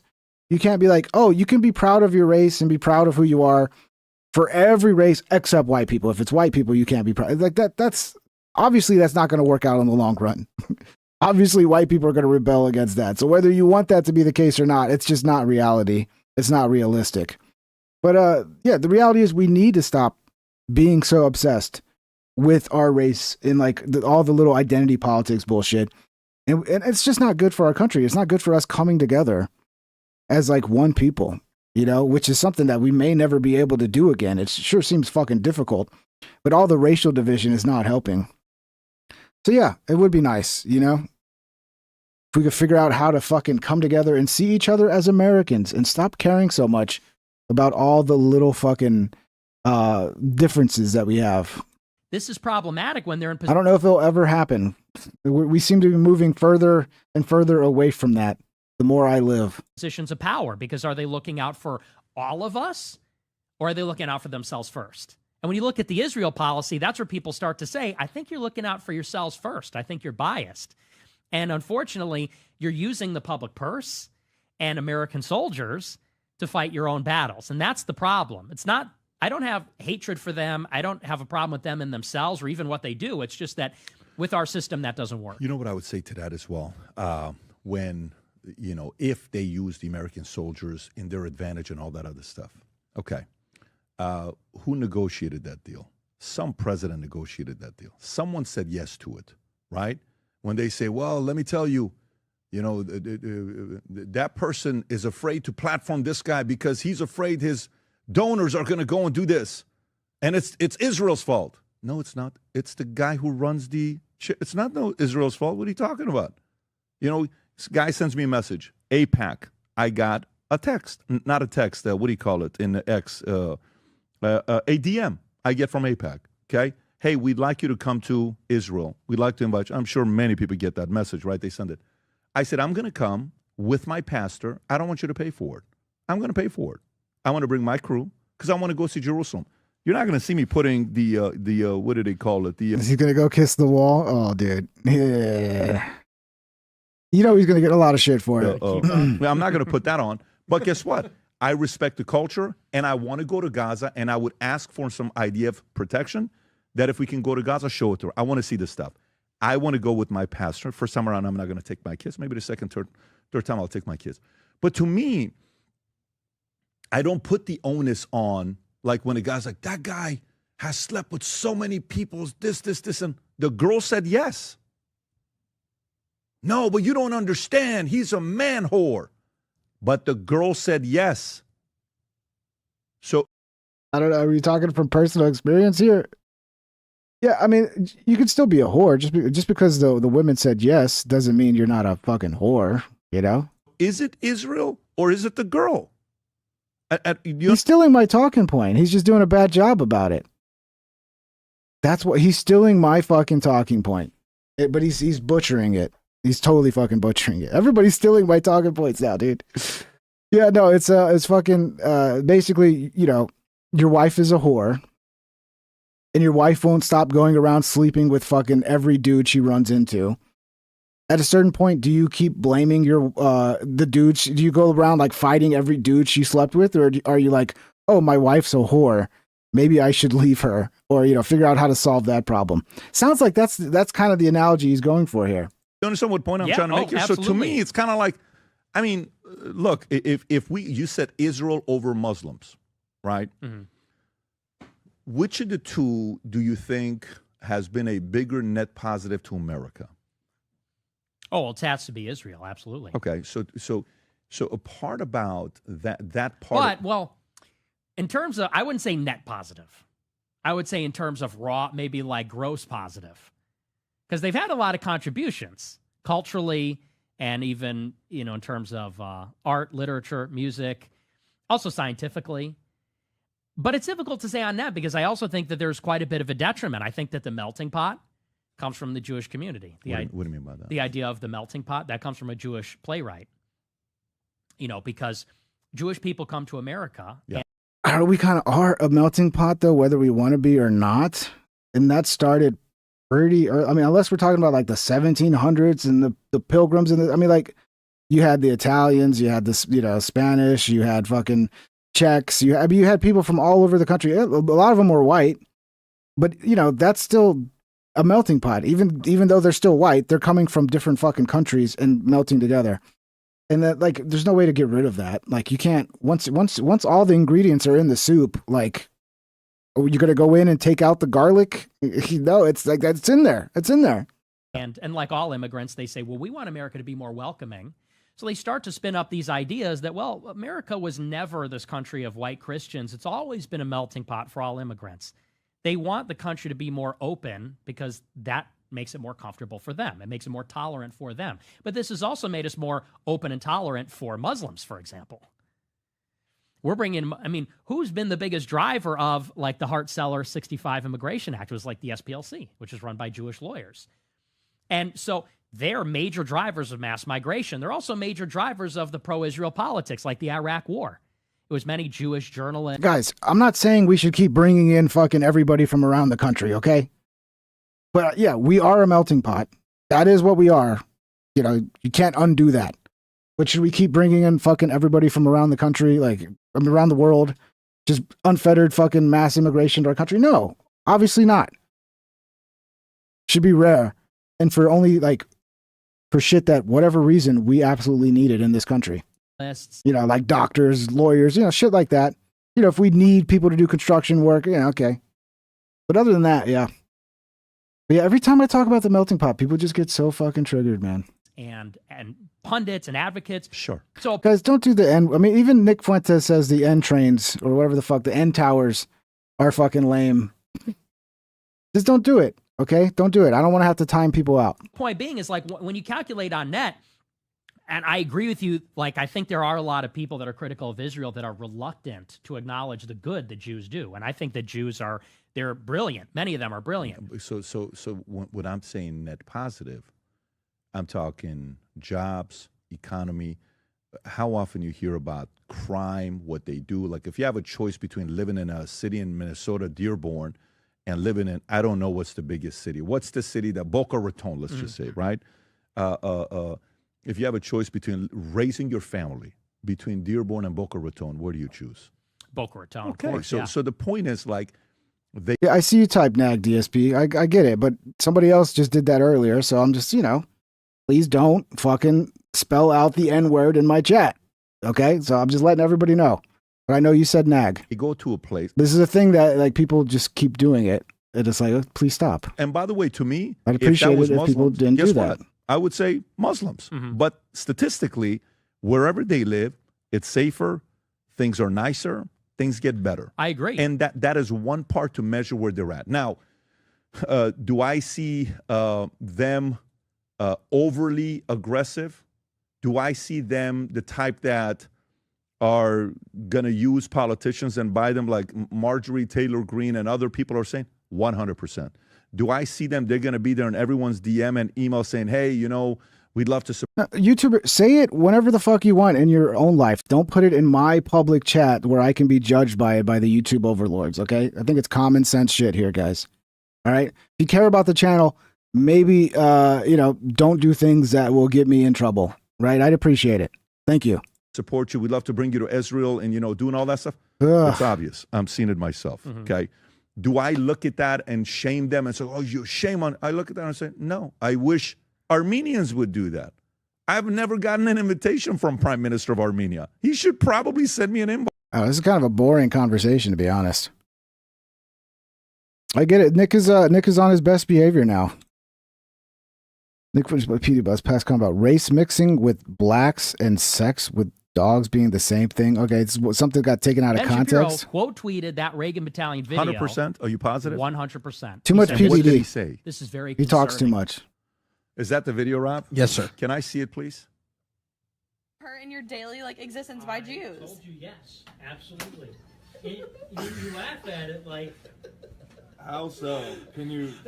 Would you say that me having sex with my dog is the same thing as me having sex with a black man? No. But they would both be degenerate. Oh, this... Well, that's a little bit, that's a little bit harsh. Well... Could be seen as harsh, could be seen as disrespectful. If I was an African... But then he said no, but it's degenerate. American... And Nick is a Christian, right? So wouldn't any sex before marriage be degenerate? I would be regardless very of skin color, annoyed, upset, frustrated. Maybe I heard it wrong. Angry with you, and somebody could say that is racist. And the average person, and I'm just talking to you. I'm trying to be really hearing you out. I don't have any gotcha stuff for you here. It's gonna be a very easy interview as we're going through. That's kind of racist. I agree. Okay. But I gotta hear it again. Maybe I misheard it. Didn't he say no? Say that me existence by Jews. Yes, okay, I wasn't paying attention at the beginning. Her in your daily existence by Jews. I told you yes, absolutely. You laugh at it like... How so? Can you... Would you say that me having sex with my dog is the same thing as me having sex with a black man? No. But they would both be degenerate. Oh, this... See, maybe I'm not understanding it, but he says no, but they would both be degenerate. Okay. What if they were married? I mean, this is, again, you got to come from his perspective. He's a Christian. If she was married to the black man, would it still be degenerate? He'd probably still say yes. So, yeah, he doesn't believe in race mixing, does he? I think that's a little dumb. Is that still the case? He doesn't believe like white people and black people should hook up? Is that still what he believes? People should be able to hook up with whoever the fuck they want to. Well, that's a little bit, that's a little bit harsh. Well, could be seen as harsh, could be seen as disrespectful. If I was an African American, I would be very annoyed, upset. No, not married to the dog. Yep. To the black man. Clearly, having sex with a dog is, a bestiality. It's, I don't think it's like one of the lowest forms of degeneracy a human could ever stoop to. Frustrated, angry with you, and somebody could say that is racist. And the average person, and I'm just talking to you. I'm trying to be really hearing you out. I don't have any gotcha stuff for you here. It's gonna be a very easy interview as we're going through. That's kind of racist. I agree. Okay. But let's remember the context. He said it's so hard for him to say that. All, you saw that. That's a 3-second clip. Mm-hmm. 3-second clip, and you can't even see 80% of the screen. For sure. Because it's being hidden. Now, you and I both know the way that we talk on a show like this is very, it's like anything. You got to know your audience. Now, that's a 3 a.m. conversation with 18-year-olds. I think that we're all talking about, we're all political people. By the way, I'm also with you there, okay? Because I'm not one that condones that behavior. I've told my kids, I swear to God, if I ever had a conversation with my boys last week, I said, if I ever hear you use the N-word, I swear to God, you're not going to like what I do to you, okay? They were going to... It's going to kick his kid's ass. Gonna fuck him up. You use the N-word, son. I want to get out my baseball bat and fucking kneecap your bitch ass. Yeah, you definitely shouldn't use it, School, My kids were going to a school, one of the best schools in Florida that has the highest SAT score. Thanks for the super chat, El Jefe. Let me play this. Get this going. Thank you, bro. Yeah, we're 3 hours. 3 hours in. El Jefe super chatted $5, 3 hours stream. Now smash the like or the puppy gets it. Oh man, no, you can't hurt puppies, bro. You can't hurt puppies. But yeah, I get what you're trying to do there. Yeah, smash the thumbs up, guys. What do we have? 140 likes? Yeah, that's pretty good. Thank you guys. You guys rock. But yeah, it's all fucking sugar on top at this point. I'm just like, I figured we'll go long. We'll go 3 hours. I don't know how much more we're gonna go. I think I still got more things to talk about. We'll see after this. And a highest focus on math. The owner of that I'm dragging though. I need to eat. Says the N-word, who's a white guy, says the N-word. The father who owns the school, the board decides to kick his own son out of his school. Very weird situation that happens. So we're having this kind of a conversation. And one of my kids just went to Yale for 3 weeks for some summer camp that somebody else was holding in Yale. But he goes or comes back slightly different. Language, you're kind of hearing what's going on, right? And I'm 46. I can't judge you because during my time, Instagram didn't exist, Snapchat didn't exist, YouTube didn't exist, phone cameras didn't exist. And let me tell you, there's a lot of stuff we did at nightclubs and Army and videos were on the way we speak at 2 o'clock in the morning. Maybe not at this level. I've never said anything like this, but I understand that it's riskier. So basically, you're saying you were a racist youth. Is that what he's saying? Oh, yeah. So at a young age, you have to be aware you're a very smart guy. Mm-hmm. You have to be aware that kind of stuff gets caught. It's going to make it to public. So one, the responsibility is on you. But two, you have a higher risk you're going through because you're part of the social media family. Yeah, Nick wanted to be edgy too, though. Let's not pretend he didn't want to be edgy. Like that was part of his strategy of getting attention and driving in people who are like, oh, finally somebody said it. Oh, someone's not afraid to say it. So yeah, come on. Not social media. A lot of it was a fucking strategy to get more attention. Family social media generation that we didn't go through at 46. Well, and I learned that lesson the hard way, but what is the lesson? The lesson is that this sort of thing, this is how political control is maintained, which is to say that we have a culture where you don't even have to do anything wrong. If you say anything wrong ever in public, in private, even if it's not inherently wrong, if it sounds wrong, someone might be secretly recording and use it to make you look bad and then destroy your career or your reputation. And this is enforced selectively. Like, let's keep in mind, take Shapiro, for example. And this is something I pointed out when this happened. When Shapiro was 18 or 19 years old, he wrote an article on Town Hall which said that population transfer is not a dirty word. In other words, meaning we need to take all of the Palestinians and kick them out of Israel. He's advocating for ethnic cleansing on his Town Hall blog. Now, you could say whatever you want about that. Population transfer? Yeah, transfer is not a dirty word. Does that mean ethnic cleansing? That's what the article defends, yeah. It's not to say that I'm, thought I could get away with it, but we don't speak in a lawyerly way when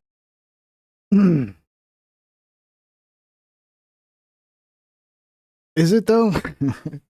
Is population transfer so like if we took everybody in Gaza and moved them to Egypt but didn't kill them, would that be ethnic cleansing? I don't know.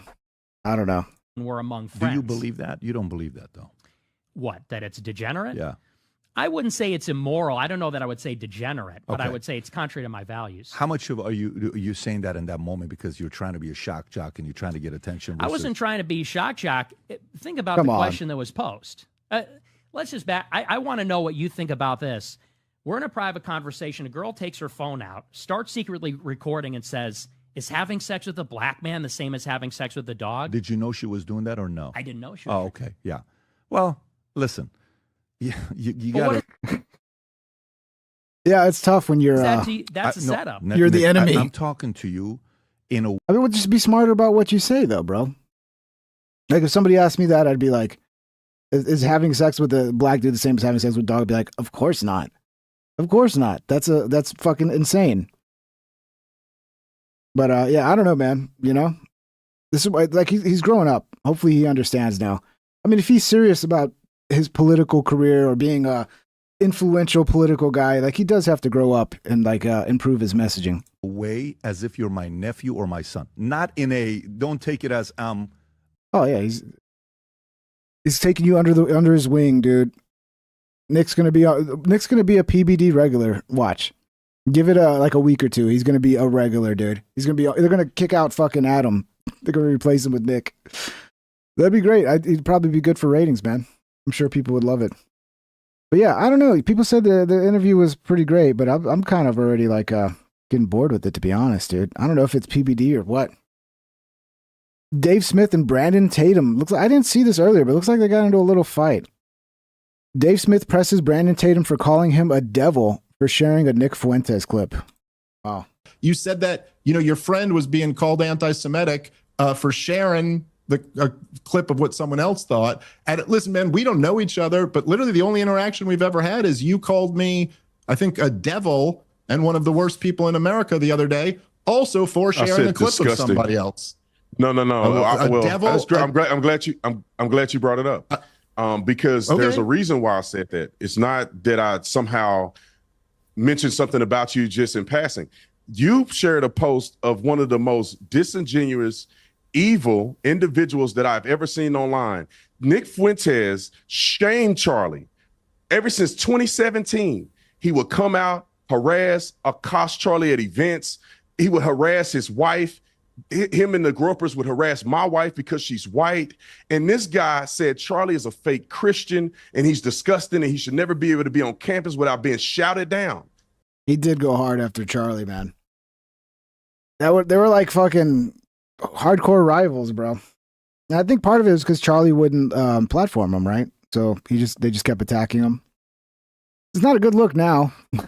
And then he comes out and makes a fake apology. And I felt like you supported that. And then also, my art with you. I had never met you before.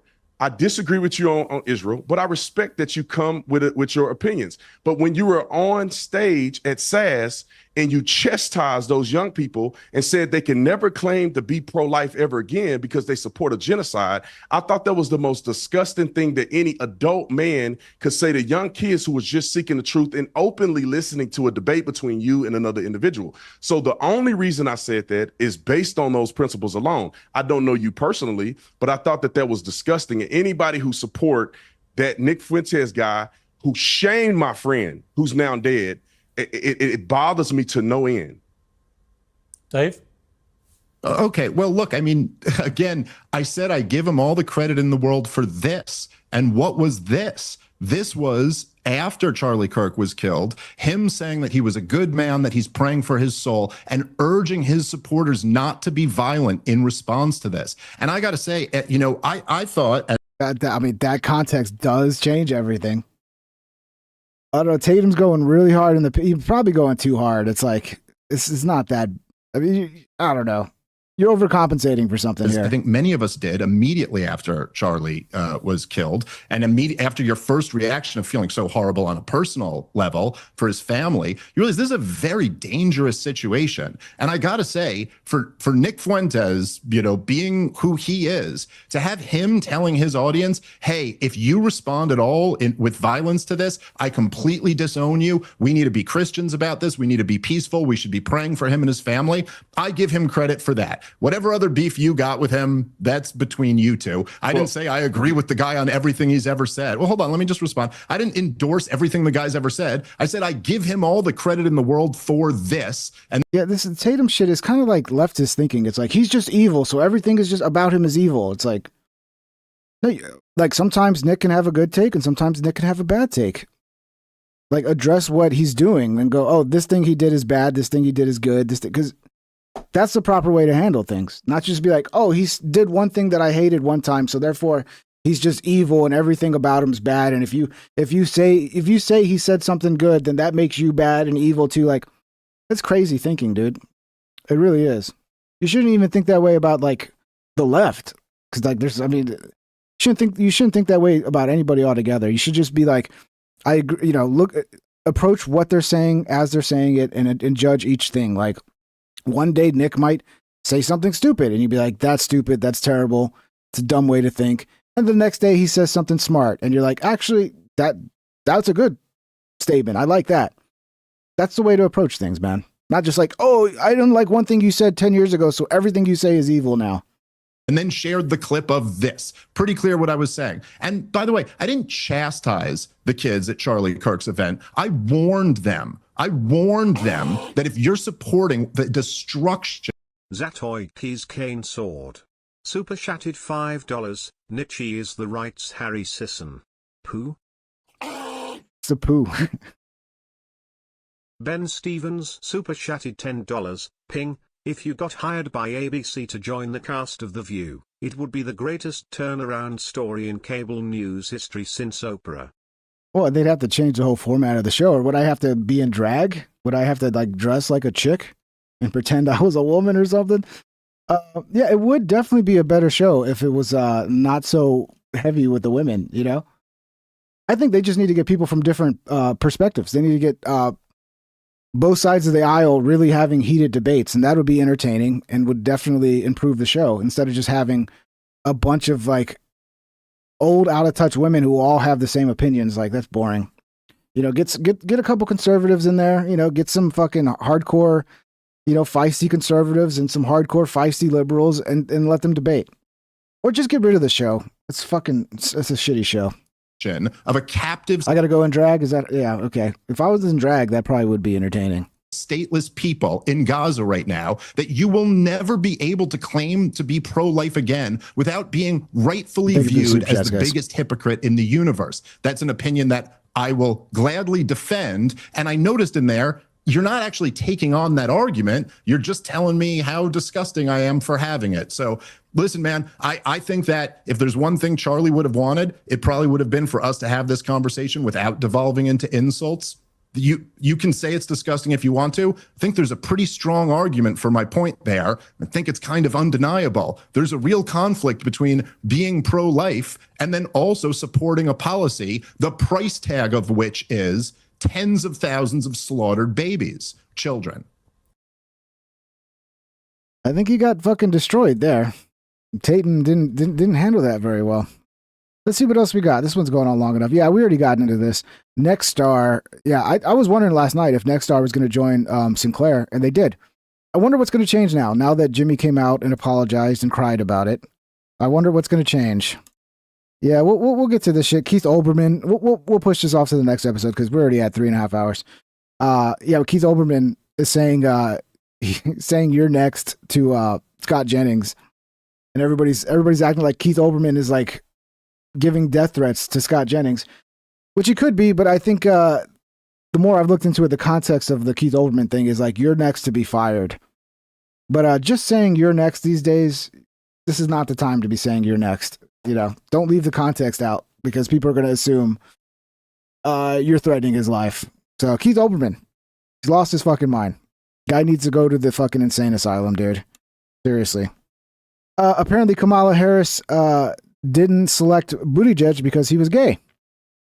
I don't know. Maybe we'll play this one. We'll end it on this one. You guys remember her, Kamala Harris? His reaction to that since this part of the book has come out. If you've had any reflection on that, or oh God, Rachel Maddow. How terrible. I guess. Don't even like to look at her. Just elaborate on that a little bit. It's hard to. She triggers me. Yeah. With you running as, you know, you're the first woman elected. No, that's okay. I'm sure she's a wonderful person, Rachel Maddow. Vice president. You're a black woman and a South Asian woman elected to that high office, very nearly elected president. To say that he couldn't be on the ticket effectively because he was gay is hard to hear. No. That's not what I said. That he couldn't be on the ticket because he is gay. My point, as I write in the book, is that I was clear that in 107 days, in one of the most hotly contested elections for president of the United States, against someone like Donald Trump who knows no floor,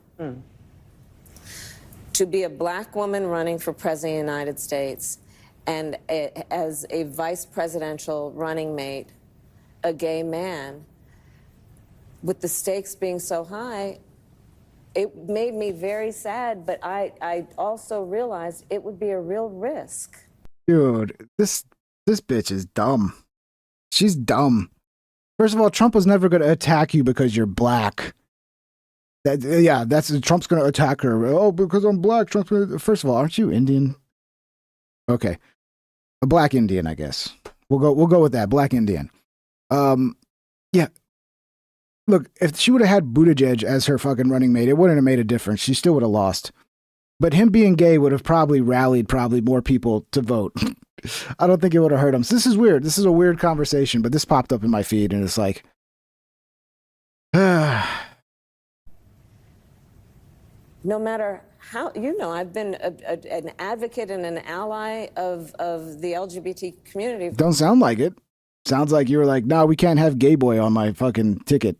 That's not going to work. I don't know. It sounds kind of like you're being a little homophobic to me, Kamala. My entire life. So it wasn't about yeah, right. So it wasn't about any prejudice on my part, but that we had such a short period of time.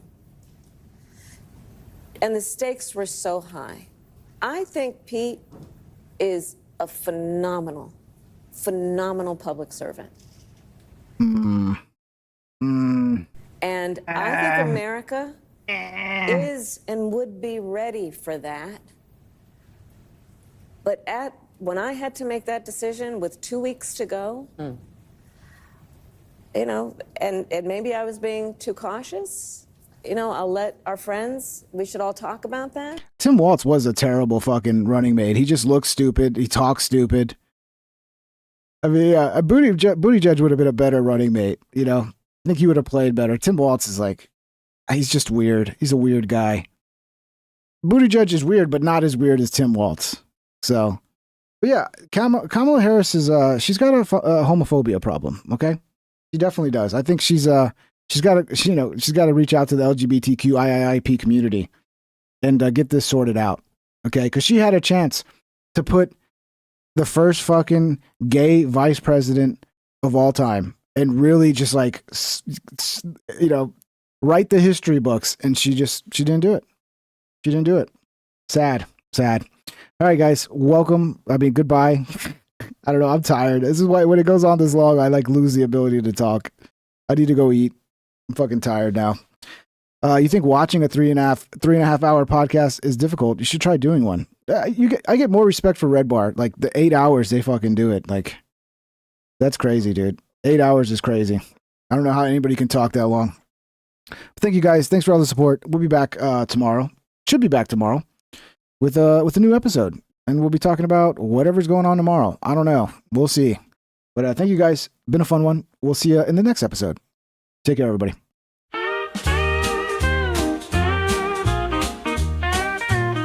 Please subscribe and hit the like and ring that bell if you want notified. Here's some other videos to watch that you might like or you might not. Have a great day, my internet friend. I hope I'll see you once again. Please subscribe and hit the like and ring that bell if you want notified.